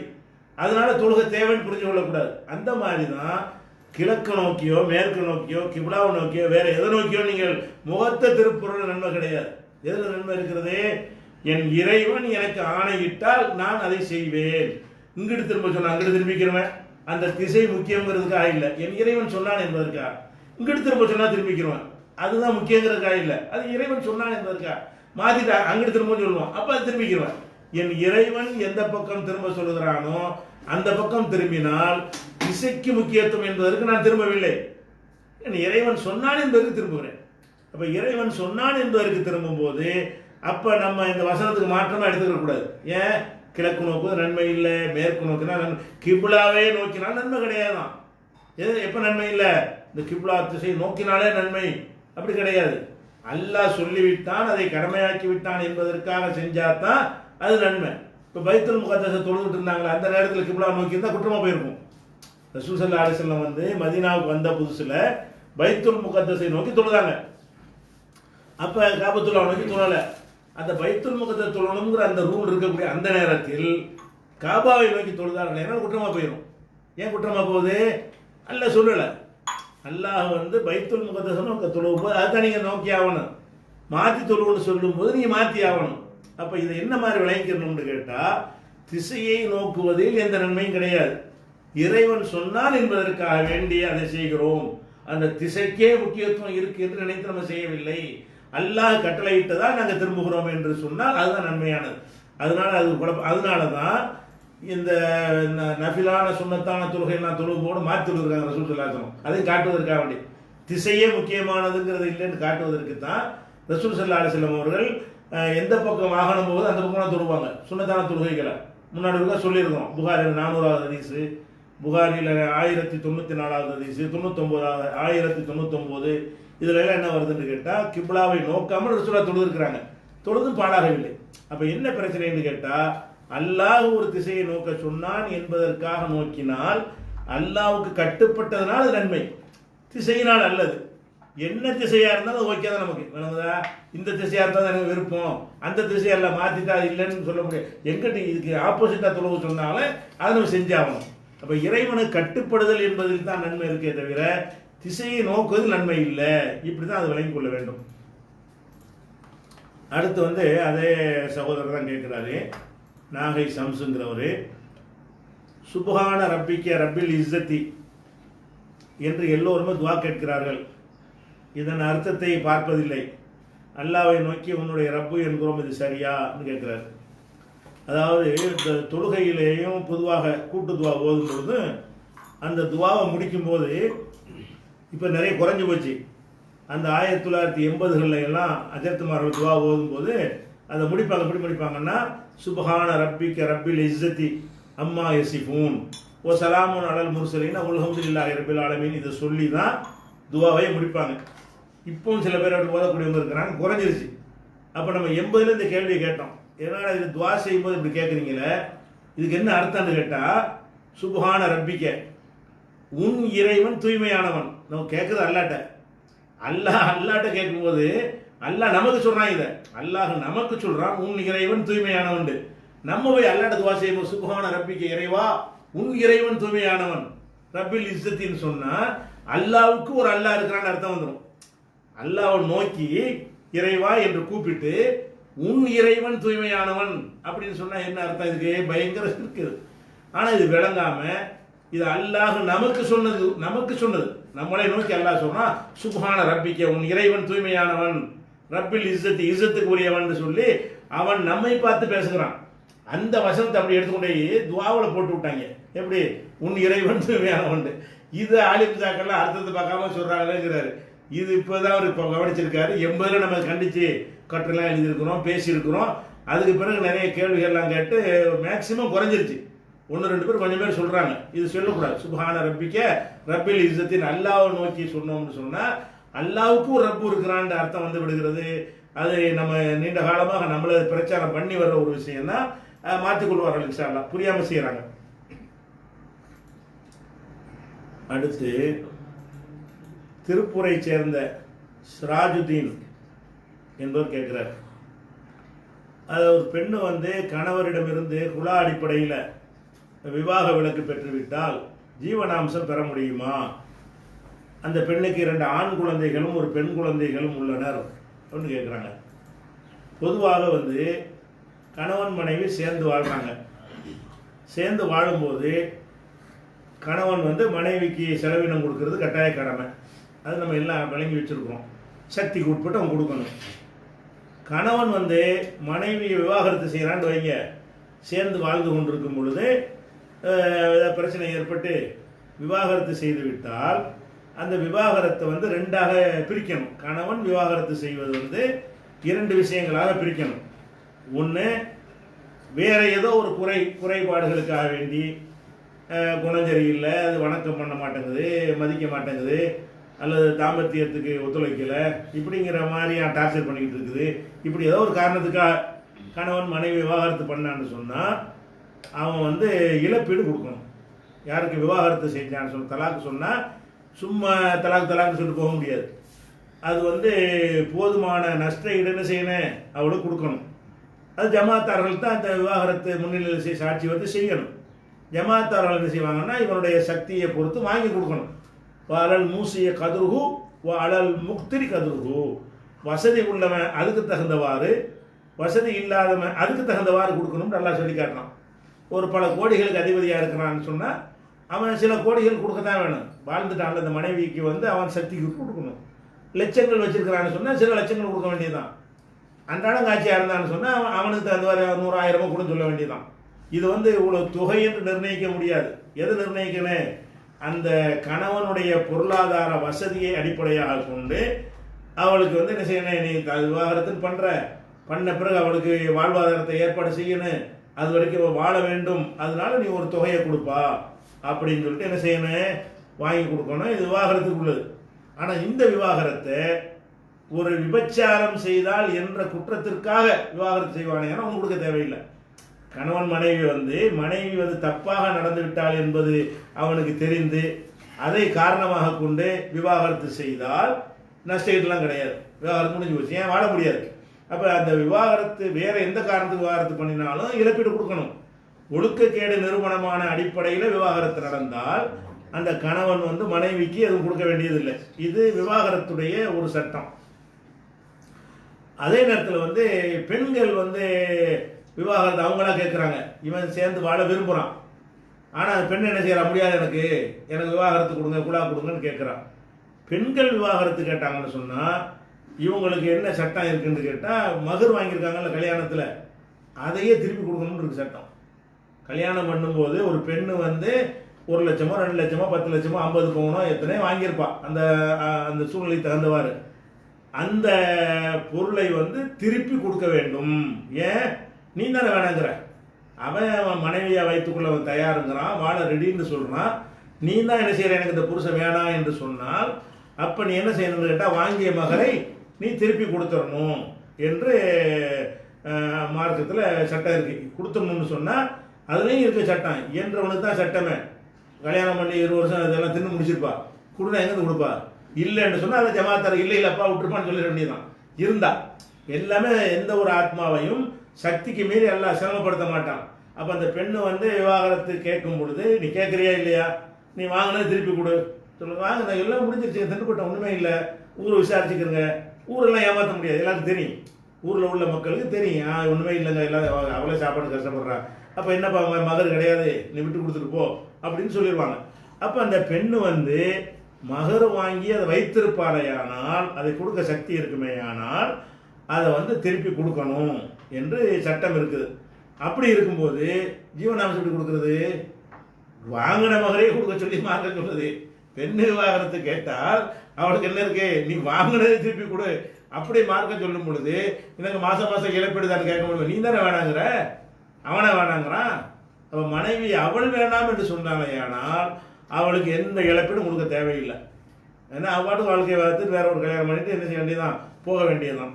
அதே நேரத்தில் வந்து அந்த பெண்ணுக்கு 2 ஆண் குழந்தை ஒரு பெண் குழந்தைகள் இருக்குன்னு போட்டிருக்காரு.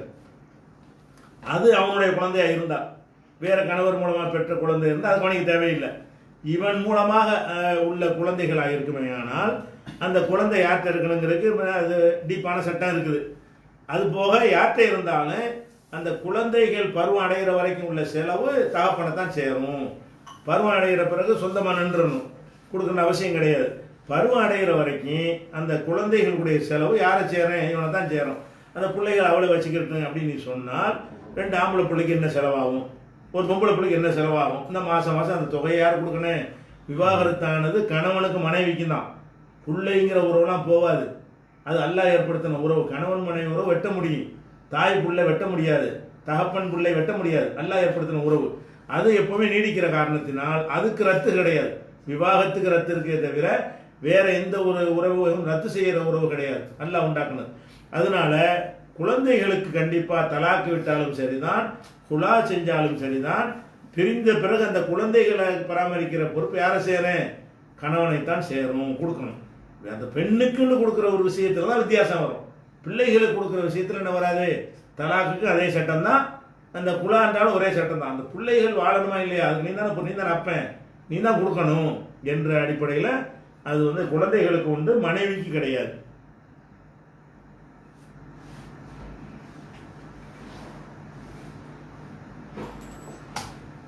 ஏன் அவர் கேட்குறாரு, சுல்தான் ஜித்தா சவுதி அரேபியா என்ன கேட்குறாருன்னா, ஹிஜாமா என்றால் என்ன என்று விளக்கமாக சொல்லவும். ஹிஜாமா செய்வது சுன்னத் என்று சொல்கிறார்கள், அது உண்மைதானா? இதற்கு எதை ஆதாரபூர்வமான ஹதீஸ் இருக்கிறதா கேட்குறாங்க. அதை என்ன கேட்குறாங்கன்னா, இப்போ சமீப காலமாக இந்த ஹிஜாமாங்கிற பேரில் ஒரு மருத்துவம், ஹிஜாமாண்டா என்னென்னு கேட்டால் அந்த இரத்தத்தை வந்து அதிகமான உபரியான இரத்தத்தை வெளியேற்றி அதன் மூலமாக ஒரு குணமடையக்கூடிய ஒரு வழிமுறை ரசூல்லா காலத்தில் இருந்துச்சு. அதை வைத்துக்கொண்டு இது நபி வழி மருத்துவம் என்கிற மாதிரி என்ன செய்கிறாங்க சில பேர், இதை செஞ்சுட்டு இது சுன்னத்தான மருத்துவம் இதுதான் என்று ஒரு அது மாதிரி ஹிஜாமா மருத்துவமனைன்னு என்ன செய்கிறாங்க, நடத்திக்கிட்டு இருக்கிறாங்க.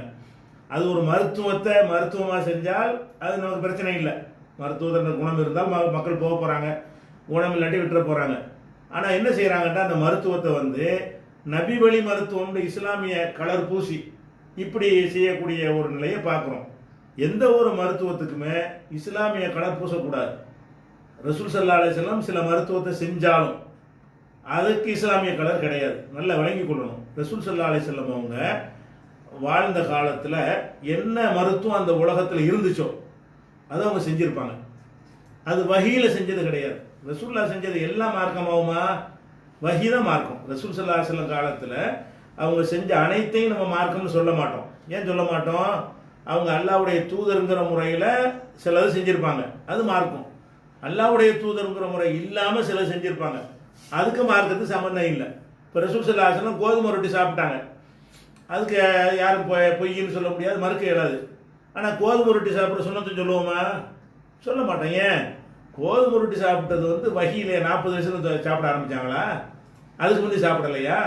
அப்போ இந்த கோதுமை ரொட்டி சாப்பிட்டது என்பது நபியாக ஆன 40 வயசுக்கு முந்தையும் சாப்பிட்டார்கள், நபியான பிறகும் சாப்பிட்டார்கள், ரசூலுல்லாஹ்வுடைய எதிரியும் சாப்பிட்டார்கள். அப்போ இது நாட்டுடைய உணவை தவிர வஹீ கிடையாது. இது கோதுமை ரொட்டி ரசூலுல்லாஹ் சாப்பிட்டதுக்கு 1000 ஹதீஸ் ஆதாரம் போட்டாலும் சரி, அதுக்கு மார்க்கத்துக்கு சம்பந்தம் கிடையாது. ரசூலுல்லாஹ் இந்த காலத்துல இருந்தால் பிரியாணி சாப்பிட்டுருப்பாங்க, நம்ம நாட்டில் இருந்திருந்தா. அப்போ அவங்க எந்த நாட்டில் வாழுகிறார்களோ அந்த நாட்டில் எந்த உணவு கிடைக்கிறதோ அந்த உணவு என்ற அடிப்படையில் தான் அவங்க சாப்பிட்டாங்களே தவிர, அதுக்கு வந்து ஒருத்தர் கோதுமை ரொட்டி போட்டுட்டு கோதுமை ரொட்டி சுன்னத்தான கோதுமை ரொட்டி இங்கே கிடைக்கும் அப்படின்னு சொல்லலாமா? கோதுமை ரொட்டினா கோதுமை ரொட்டின்னு வித்துட்டு போ, அது உணவாக வித்துட்டு போகணும். அது மாதிரி பேரிச்சம்பழம் சுன்னத்தான பேரிச்சம்பழம் வேண்டுமான்னு சொல்லலாமா? பேரிச்சம்பழம் சாப்பிட்டது வந்து ரசூலுல்லாஹ் வந்து நபியான பிறகு தான் சாப்பிட்டாங்களா? நபி அவருக்கு முந்தி சாப்பிடலையா? அப்போ அல்லாஹ்வுடைய தூதர் ஆகுறதுக்கு முந்தி சாப்பிட்டாங்கல்ல. அபூஜஹல் தானே சாப்பிட்டான்.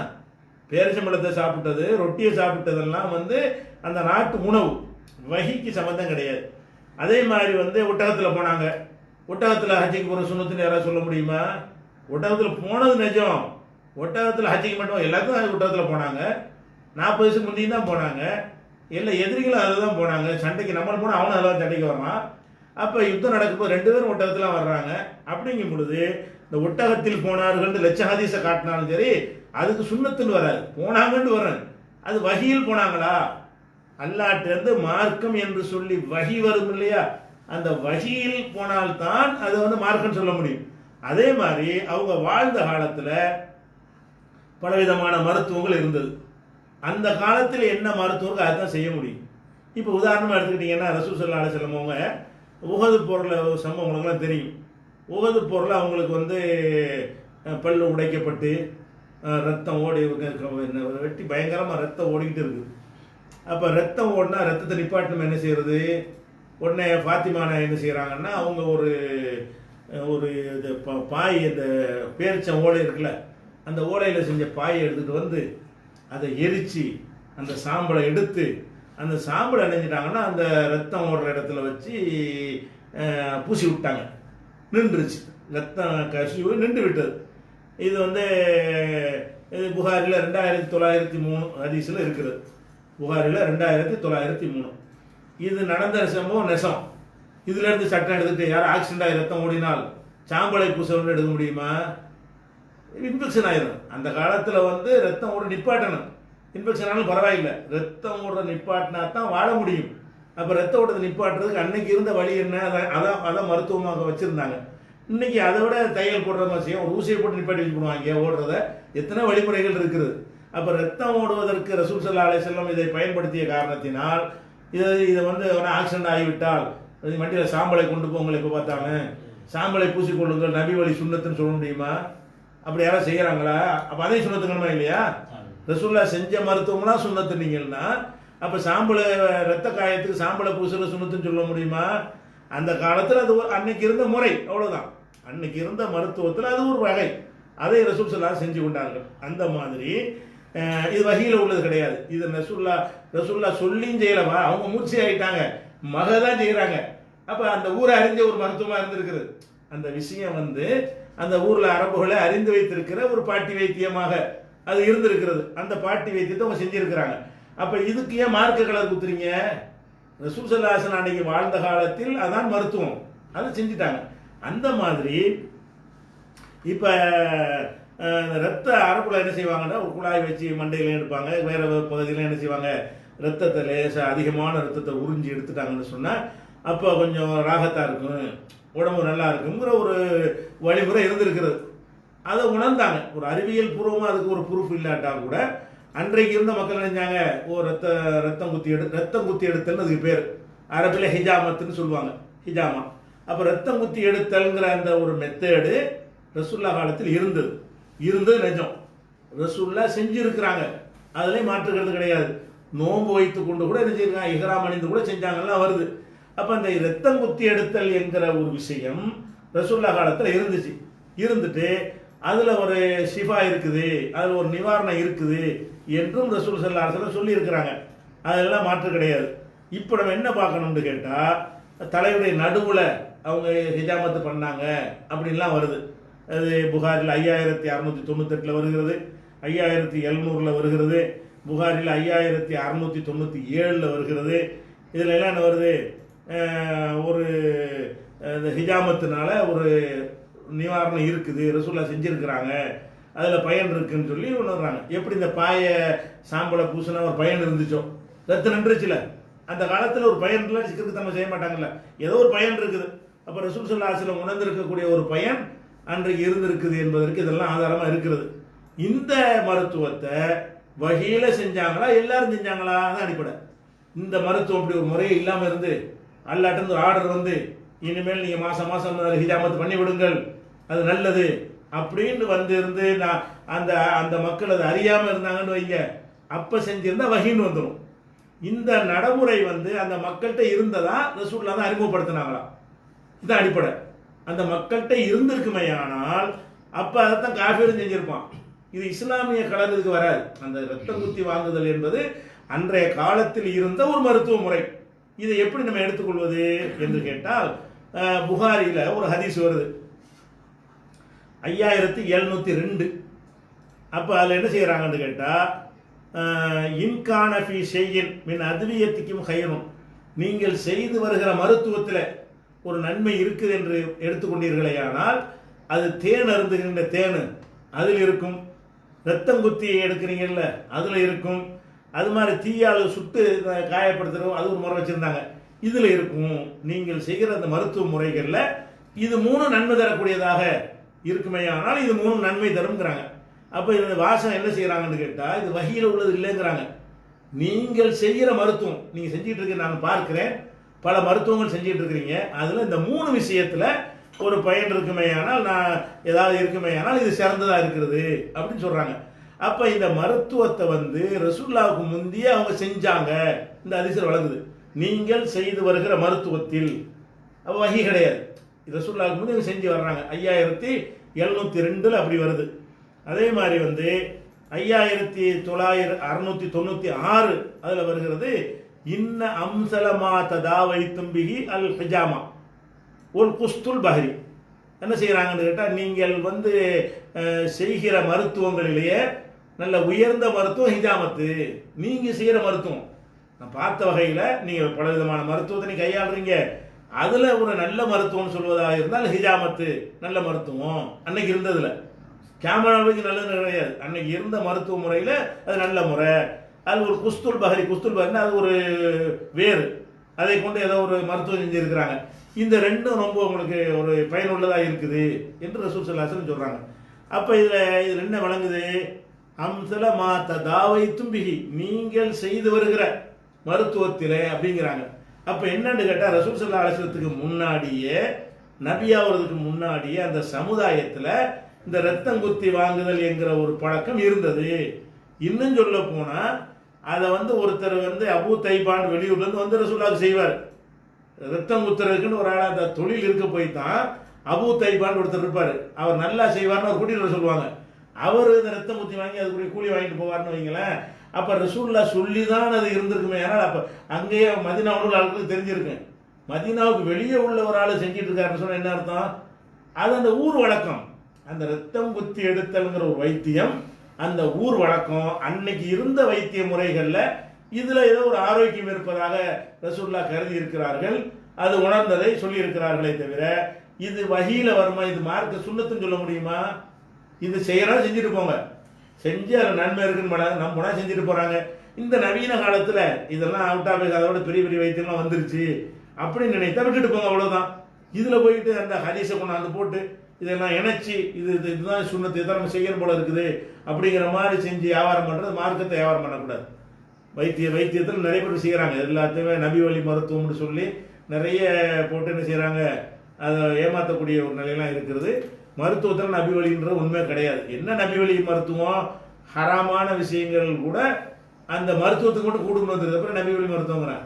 மருத்துவத்தை பொறுத்த வரைக்கும் உயிர் காக்குதல் வறுமையானால் அதில் தடுக்கப்பட்டது கூட என்னவாயிரு கூடும்னு ஆயிடுது. அதனால் நபி வழி மருத்துவங்கிற ஒரு கான்செப்டுங்கிறது கிடையாது. அதனால் இந்த ஹிஜாமத்துங்கிறத வைத்து இப்போ கொஞ்ச நாளாக என்ன செய்கிறாங்க, அது ஒரு கண்டிப்பாக செய்யணும், அதுதான் சரி, அதான் இஸ்லாம் சொல்லக்கூடிய வழிமுறை, அது இப்படி தொழுகை நோம்புக்கு நன்மை கிடைக்கிறதோ அந்த மாதிரி இந்த ஹிஜாமத்துக்கு நன்மை கிடைக்கும் அப்படின்னு நினைக்கிறாங்க.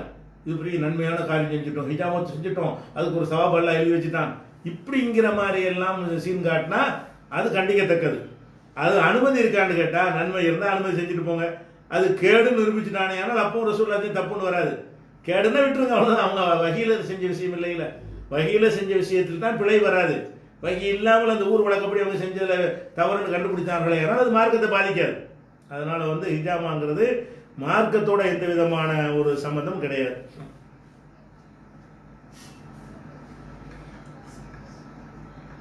அடுத்து ஒரு கேள்வி கேட்குறாங்க, ராயபுரம் தாஜுங்கிறவர் கேட்குறாரு. என்ன கேட்குறாரு, பிறந்த நாள் கொண்டாடுவதால் ஆயுசு குறையுமா கேட்குறாங்க. பிறந்த நாள் கொண்டாடுறாங்க இல்லையா, அதனால ஆயுசு குறையும்னு சொல்லி யாராவது சொல்லியிருப்பாங்க போல இருக்கு. அதனால ஆயுசு குறையுமான்னு கேட்குறாரு. இது ஆயுசை குறைக்கிறதுக்கு இதுக்கு சம்மந்தம் கிடையாது. இது எந்த அடிப்படையில் சொல்லுவாங்கன்னு கேட்டால், நீ பிறந்த நாள் கொண்டாடுறியப்பா, ஒரு நாள் வந்து அந்த ஒரு 2019 2020 வந்துச்சுன்னு சொன்னால் ஒரு வருஷம் போச்சுன்னு தானே அர்த்தம். உன் லைஃப்பில் ஒரு வருஷம் குறைஞ்சி போச்சு, குறைஞ்சதுக்கு ஏன்டா கொண்டாடுறீங்கன்னு அப்படி சொல்லியிருப்பாங்க. இதனால குறையாது. நீங்கள் 8வது வயசில் 9வது வயசு கொண்டாடுனீங்கன்னா என்ன அர்த்தம், உங்கள் வயசில் ஒன்று குறைஞ்சி போச்சுன்னு அர்த்தம். உங்களுக்கு இருந்த வயசு 50 வயசு வாழ போகிறீங்கன்னு சொன்னால், 8ல் இருக்கும்போது ஒன்று 42 வயசு இருக்குது, 9 வந்துச்சுன்னு சொன்னால் இன்னும் 41 தான் இருக்குது, 10வது கொண்டாடிங்கன்னா ஒன்று 40 தான் இருக்குது. அப்போ ஒவ்வொரு பிறந்த நாளின் போதும் உங்கள் வயசில் ஒன்று குறையுது, அந்த அர்த்தம் சொல்லியிருப்பாங்க. குறையுது, கொண்டாடுறதுனால குறையாது. இந்த கொண்டாடுறது குறையிறதுக்கு ஒரு கொண்டாட்டமா, பிறந்த நாள்ன்றது அர்த்தம் எனக்கு நான் என்னுடைய வயசில் ஒன்றை இழந்து விட்டேன்னு அர்த்தம். பிறந்த நாள் கொண்டாட என்ன அர்த்தம்னு கேட்டால், எனக்கு அல்லாஹ் எத்தனை வயசை தந்திருக்கிறானோ அதில் இன்றோடு இன்னொரு வயசு கழித்து போய்விட்டது, அடுத்த பிறந்த நாளைக்கு இன்னொரு வயசு கழிந்து விட்டது, அடுத்த பிறந்த நாளைக்கு இன்னொரு, இந்த அர்த்தத்தில் சொல்லியிருப்பாங்களே தவிர கொண்டாடணும்னா வயசு குறைஞ்ச அர்த்தத்தில் சொல்லியிருக்காங்க. அப்படி அர்த்தம் கிடையாது, அதனால எல்லாம் குறையாது. ஆனால் கண்டிப்பாக அதை குறைவதற்கு அடையாளம் தான் அது. பிறந்த நாள் என்பது ஒரு மனிதனுடைய வாழ்நாளில் ஒன்று குறைகிறது என்பதற்கு ஒரு அடையாளம், அதுதான் சொல்லியிருப்பாங்க.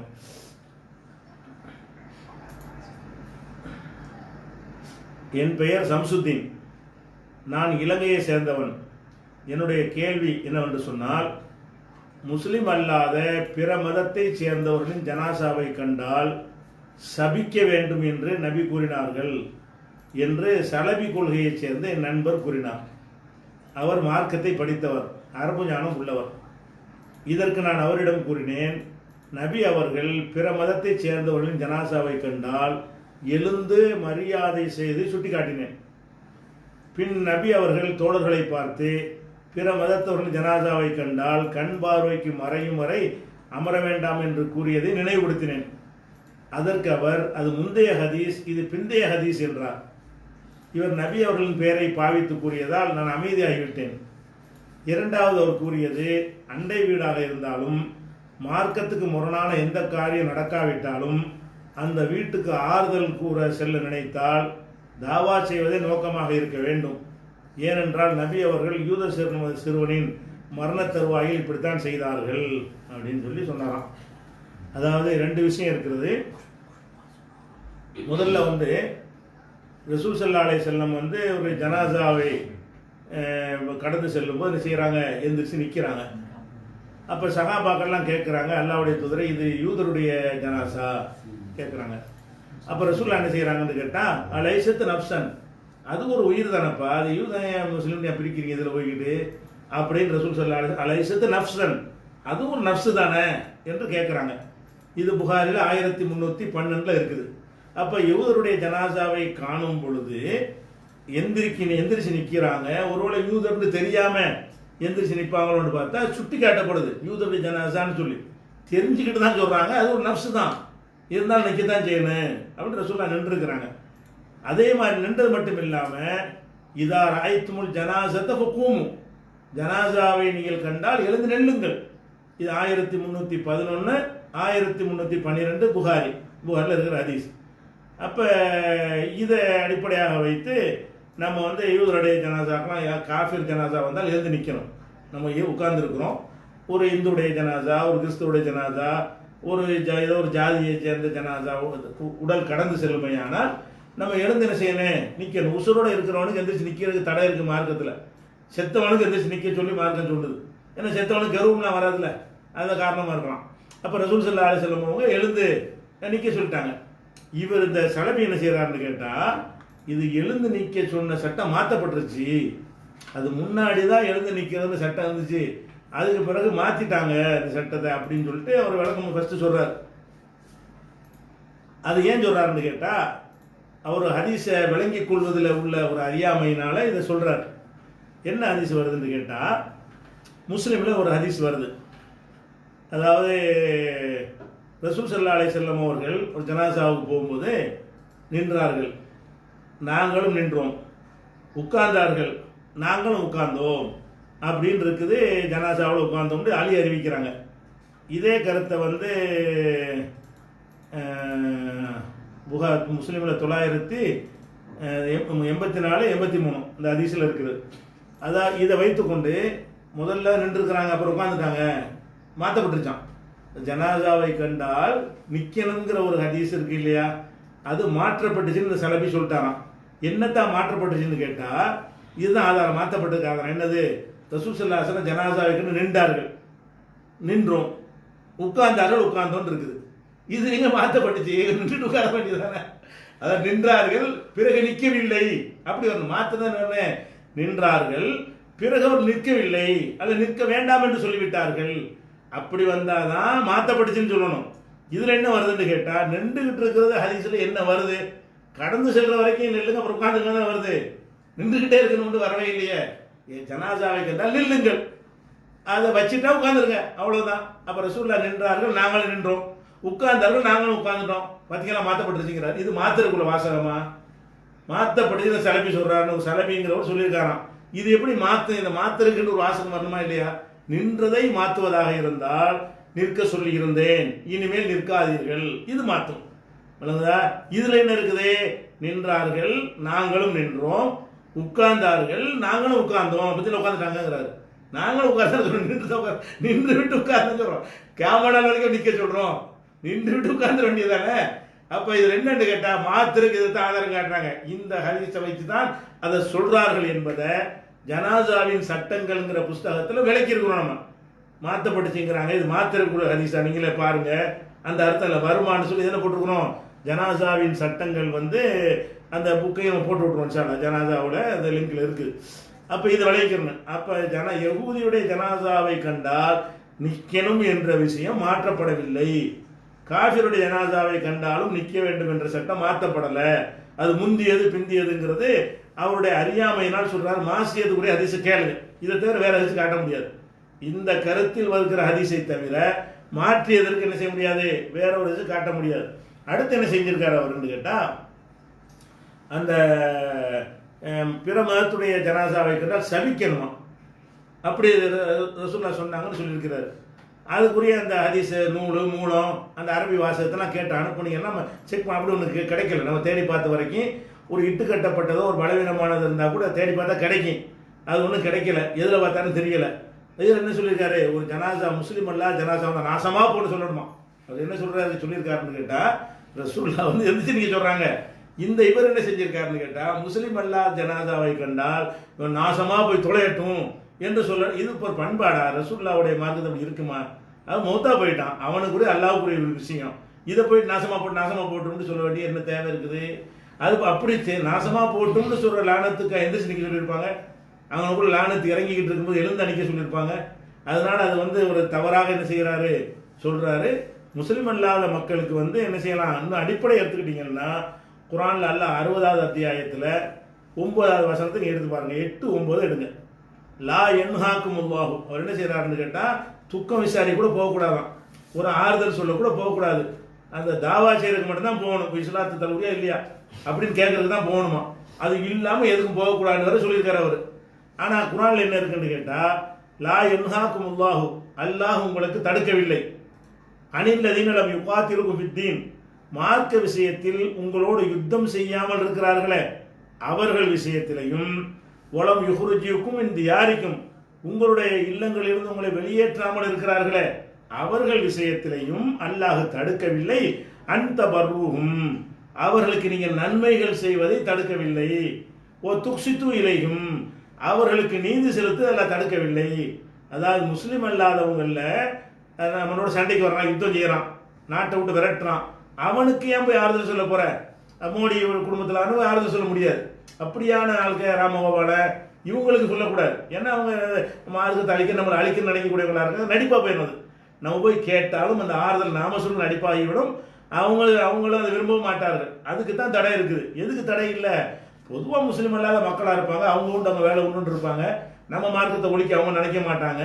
நம்மளை அடிக்கணும், கொள்ளணும், ஒரு நாட்டை விட்டு கடத்தணும்னு நினைக்க அப்படியான மக்களாக இருந்தால் அவங்களுக்கு நன்மை செய்வதை எல்லாம் தடுக்கலைங்கிறான். நன்மை என்ன? ரூபா கொடுக்குறவங்க தான் நன்மையா? கவலையில் இருக்கும்போது ஆறுதல் சொன்னால் நன்மை தானே. ஏன் கவலைப்படுறீங்க, எல்லாம் நல்ல எல்லாம் காலப்போக்கில் எல்லாம் சரியாக வந்துடுறேன் அப்படி இப்படின்னு சொல்லி ஒரு ஆறுதல் சொல்லிவிட்டு யார் மூத்தா போகல, எல்லாரும் ஜாவத்தானே செய்கிறாங்க, அவர் முந்தி போனால் நம்ம பின்னாடி போகிறோம் அப்படின்னு ஒரு ஆறுதல் சொன்னோன்னு வைங்களேன், அது அவனுக்கு செய்கிற நன்மை தானே. அப்போ நன்மை செய்வதே எல்லாம் தடுக்கலைங்கிறான், இவர் தடுக்கணுங்கிறார். ஆறுதல் என்பது நன்மை தானே. அது மாதிரி ஒரு விஷயம். அதே மாதிரி 9-6 வருஷத்துல எல்லாம் சொல்லி காட்டுகிறான், அல்லாவுக்கு இணை கற்பிக்கிற ஒரு ஆள் உங்கள்கிட்ட அடைக்கலம் தேடி வர்றாங்க. இன்ன அஹது மினல் முஸ்ரிக்கீன் அஸ்தஜாரக ஃபஜிரு, உங்கள்கிட்ட அடைக்கலம் தேடி வந்து அடைக்கலம் கொடுங்க, கொடுத்துட்டு அல்லாவுடைய கலாமையெல்லாம் சொல்லிட்டு அவரை பாதுகாப்பான இடத்துல கொண்டு விட்டுருங்க. முஸ்லீம் அல்லாத ஒருத்தர் அடைக்கலம் கேட்டு வந்தா கூட 2 நாள் தங்க வச்சுட்டு அவருக்கு எங்கே போனாலும் பாதுகாப்பான இடம் இருக்குமோ அங்கே போய் அனுப்பிவிடுங்கன்னு நல்லா சொல்கிறான். இப்படித்தான் இந்த மார்க்கம் பிற மதத்து மக்கள் மத்தியில் சொல்லி தருகிறது. அதே மாதிரி பெற்றோர்கள் நமக்கு சிறுக்கு வைக்க சொல்லி வற்புறுத்தினால் அதை கேட்காதீங்க. துன்யாவோட அழகான முறையில் உறவு வைத்துக்கிறங்க. ஓ சாஹிபுமா ஃபித் துன்யா மாரூஃபா, துன்யாவில் அழகான முறையில் உறவு வைத்துக் கொள்ளுங்கன்னு அல்லாஹ் குர்ஆன்ல சொல்கிறான் 31:15. அப்போ இந்த மாதிரிலாம் இருக்கும் பொழுது முஸ்லீம் அல்லாத மக்களை வந்து வெறுக்கிற மாதிரி இந்த மாதிரி 4 பேர் தாவா கெடுக்கிறது. இந்த மாதிரி சில பேர் கிளம்பி என்ன செய்கிறாங்கன்னு கேட்டால் அதிக பேணுதல் இருக்கிற மாதிரி காட்டிக்கொண்டு இஸ்லாம் தவறான சித்திரம் இருக்கும்போது எப்படி இந்த மாதிரி ரசூலுல்லாஹ் இருந்திருந்தாங்கன்னு வைங்க, இஸ்லாத்துக்கு வந்திருக்க மாட்டாங்க. ஒருத்தனை இஸ்லாத்தை நோக்கி வந்ததுக்கே காரணம் என்னன்னு கேட்டால் அவங்க காட்டின மனிதாபிமானம். யகுதி ஜனாசா எந்திரிச்சு நின்றுன்னு சொன்னது, அவங்ககிட்ட போய் அடமானம் வாங்கினது, அந்த யகுதியை வீட்டில் வேலைக்கு வச்சுக்கிட்டு இருந்தது, இதெல்லாம் தான் அந்த மக்களை வந்து இஸ்லாத்தின் கொண்டு வந்துச்சு. இந்த மாதிரி செலவு ஆளுக்கு இருந்தாங்கன்னு வைங்க, அவ்வளோதான், ஸ்டாப் ஆயிடும், அவ்வளோதான். நாசமாக போட சொல்லு, போய் சொல்லி பாருங்க, தூக்கிட்டு போகும்போது நாசமாக போட்டு சொல்லு, அப்புறம் இஸ்லாத்தை வருவானா? ஏன் அது போய் நீ சொல்ல வேண்டிய அவசியம் என்ன? அது என்ன உனக்கு நன்மை என்ன இருக்கு? அப்போ இதெல்லாம் வந்து தாவாவை கெடுத்து இஸ்லாத்துக்கு ஒரு தவறான வடிவம் கொடுப்பதற்காக செய்கிறாங்களே தவிர இதை நம்ம கணக்கில் எடுத்துக்கொள்ள வேண்டிய தேவை கிடையாது. அடுத்து வந்து மாற்று மத சகோதரருடைய கேள்வி. எல்லாமே இறைவனுடைய செயல் என்றால் சொர்க்கம் நரகம் எதற்கு? நன்மையான காரியம் தீமையானது எல்லாம் நடக்குது, எல்லாமே இறைவன் புறத்திலிருந்து தான் வருகிறது என்றால் சொர்க்கம் நரகம் ஒன்றும் இல்லை, அது எதுக்கு என்கிறார் அப்படின்னு கேட்குறாங்க. அதாவது இந்த விதி சம்பந்தமாக பல சந்தர்ப்பங்கள் நம்ம விளக்கியிருக்கிறோம். விதி ஒரு விளக்கம்னு ஒரு புஸ்தகமும் போட்டிருக்கிறோம். குர்ஆனுடைய தமிழாக்கத்தில் இணைஞ்சிருக்கிறோம். விதி ஒரு விளக்கம்னு சொல்லி ஒரு குறிப்பும் கொடுத்துருக்குறோம். அந்த குறிப்பு லிங்க் போட்டு விட்டுருவோம், சரியா? அதை பார்த்துக்கிறங்க. என்னன்னு கேட்டால் இந்த விதி மார்க்கத்தில் வந்து எல்லாத்துக்கும் நம்ம விவாதம் பண்ணலாம், விதி விஷயத்துக்கு மட்டும் பண்ணக்கூடாது என்று மார்க்கம் சொல்லி விடுகிறது. ஏன் சொல்லுதுன்னு பார்த்தீங்கன்னா, விதி இருக்குன்னு சொன்னாலும் அதில் ஒரு குழப்பம் இருக்குது, விதி இல்லைன்றாலும் குழப்பம் இருக்குது. ரெண்டு குழப்பம் இல்லாத ஒரு முடிவு எடுக்க முடியாத மனுஷன். விதி இருக்குங்கிறவன் ஒரு குழப்பத்திலாம் இருப்பான், விதி இல்லைன்றால் அவனும் குழப்பத்திலாம் இருப்பான். சரிப்பா, ரெண்டு குழப்பம் தானே, குழப்பம் இல்லாத ஒன்று சொல்லுன்னு உலகத்தில் யார்கிட்ட கேட்டாலும் அவனுக்கு பதில் சொல்ல இயலாது. ஏன்னு கேட்டால் நம்ம அறிவு வந்து அந்த விதியை வழங்கி கொள்ற விதமாக படைக்கப்படவே இல்லை. இப்போ என்ன செய்கிறாங்க, விஞ்ஞானிகள் ஆய்வு பண்ணி விதியை வந்து இருக்குன்னு ஒத்துக்கிறாங்க. இப்போ என்ன ஒத்துக்கிறான்? ஒரு மனுஷன் திருடுறான்னு வைங்க, திருடுறான்னு சொன்னால் அவனாவெல்லாம் திருடுறது கிடையாது, அவனுக்கு உள்ள அந்த மாதிரி ப்ரோக்ராம் பண்ணப்பட்டிருக்கிறது. அது ஆய்வு பண்ணோம்னா அவன் மூளையில் வந்து அது மாதிரி எழுதப்பட்டிருக்கிறது. என்னதான் நீங்கள் அறிவுரை சொன்னாலும் சரி தான் அந்த புத்தி அப்படியே தான் அவனுக்கு போய்கிட்டே இருக்கும், மாறாதுன்னு சொல்லிட்டு அந்த மூளையில் அவங்களுக்கு அந்த மாதிரி ப்ரோக்ராம்கள் வகுக்கப்பட்டிருக்கிறதுனால தான் அந்த தப்புகளை செய்கிறாங்க என்று விஞ்ஞான ரீதியான ஆய்வுகள்லாம் காரணத்தை காட்டி அதை வந்து நிரூபித்திருக்கிறாங்க. சரியா? அப்போ அது என்னவாகுது, ஒரு மனுஷன் திருடுறான்னா அவனா செய்யலை, அந்த மாதிரி தான் படைக்கப்பட்டு இருக்கிறான் அப்படின்னு சொல்லிடுறாங்க. அதே விஞ்ஞானிகள் வந்து அந்த விஞ்ஞானி வீட்டில் ஒருத்தர் திருட்டான்னு வைங்க, அவர் போலீஸுக்கு போயிடுவார். என்ன சொல்ல மாட்டாரு, உன் மூளையில் ப்ரோக்ராம் இருக்குது அதனால நீ திருடின, நீ குற்றவாளி இல்லை, நீ நாவா செஞ்ச, உனக்கு அப்படித்தான் எழுதியிருக்க சொல்ல மாட்டாரு. போலீஸில் போய் கம்ப்ளைண்ட் பண்ணுவார். என்ன பாட்டு கேட்டா அதான் நான் போலீஸுக்கு போகவும் செய்வேன், ப்ரோக்ராம் பண்ணுன்னு சொல்லுவேன். இப்படிதான் ரெண்டு முறை, இது முறைடா இல்லையா? நவீன விஞ்ஞானமே விதி இருக்குங்குது. விதி இருக்குன்னு சொன்ன என்ன அர்த்தம்னு கேட்டா யாரையும் எதுக்கும் கிளைம் பண்ணக்கூடாது. இங்க கொலை செஞ்சா கூட அவனா செஞ்சான், அவன் ப்ரோக்ராம் மண்டையில் எழுதி இருக்குது செஞ்சு விட்டான், அதனால விட்டுருங்க அப்படி சொல்லுவியா? சொல்ல மாட்டீங்க. அவன் தான் செஞ்சாங்கிறீங்க, ரிப்போர்ட்டை வச்சுக்கிட்டு செய்யலைங்கிறீங்க. உங்களுக்கு நடந்தது அவன் தான் செஞ்சாங்கிறீங்க. அந்த விஞ்ஞான ரிப்போர்ட்டை வைத்துக்கொண்டு இவன் கொலை இவன் செய்யவில்லை ப்ரோக்ராம் செய்யுதுங்கிறீங்க. கொலை செஞ்சு முடிச்ச பிறகு இவன் தான் செஞ்சாங்கிறீங்க. இது என்ன? அப்ப என்ன, நம்ம நவீன விஞ்ஞானமா அதான சொல்லுது விதி இருக்குது, விதி இல்லை, தீர்வு கிடையாது. அப்படின்னா என்ன அர்த்தம்? குறை நம்மட்டுன்னு அர்த்தம். இப்ப விதியில குழப்பம் கிடையாது, இதை விஞ்ஞானிகளாலே இதுக்கு தீர்வு சொல்ல முடியல. அதையும் ஒத்துக்கிறான், இதையும் ஒத்துக்கிறான். முரண்பாடை ஒத்துக்கிற முடியுமா? என்னாச்சு? ஒத்துக்கிற முடியாது. அதனால இது நிறைய ப்ரூஃப்லாம் போட்டு உங்களுக்கு விதி ஒரு விளக்கம்னு புஸ்தகம் போட்டிருக்கிறோம். அது onlinepj.in போய் விதி ஒரு விளக்கம் அடிச்சிங்கன்னா அந்த புஸ்தகம் டிஸ்பிளே ஆயிரும், அதில் படிச்சுக்கிறங்க. திருக்குர்ஆன் தமிழாக்கத்தில் விளக்கம் கொடுத்துருக்குறோம். என்ன குறைந்த நேரம் இருக்கிறனால ரொம்ப சொல்ல முடியாது. இந்த கேள்விக்கு ரொம்ப விரிவாக சொல்ல வேண்டிய கேள்வி தான். இருந்தாலும் ரெண்டு ஆர்டிகளையும் பார்த்து நீங்கள் செய்யுங்க அறிஞ்சிக்கிறங்க. இன்ஷா அல்லாஹ் இது முடிச்சுட்டு நம்ம சமகால நிகழ்வு இன்ஷா அல்லாஹ் ஒரு 5 நிமிடம் கழித்து ஆரம்பமாகும்.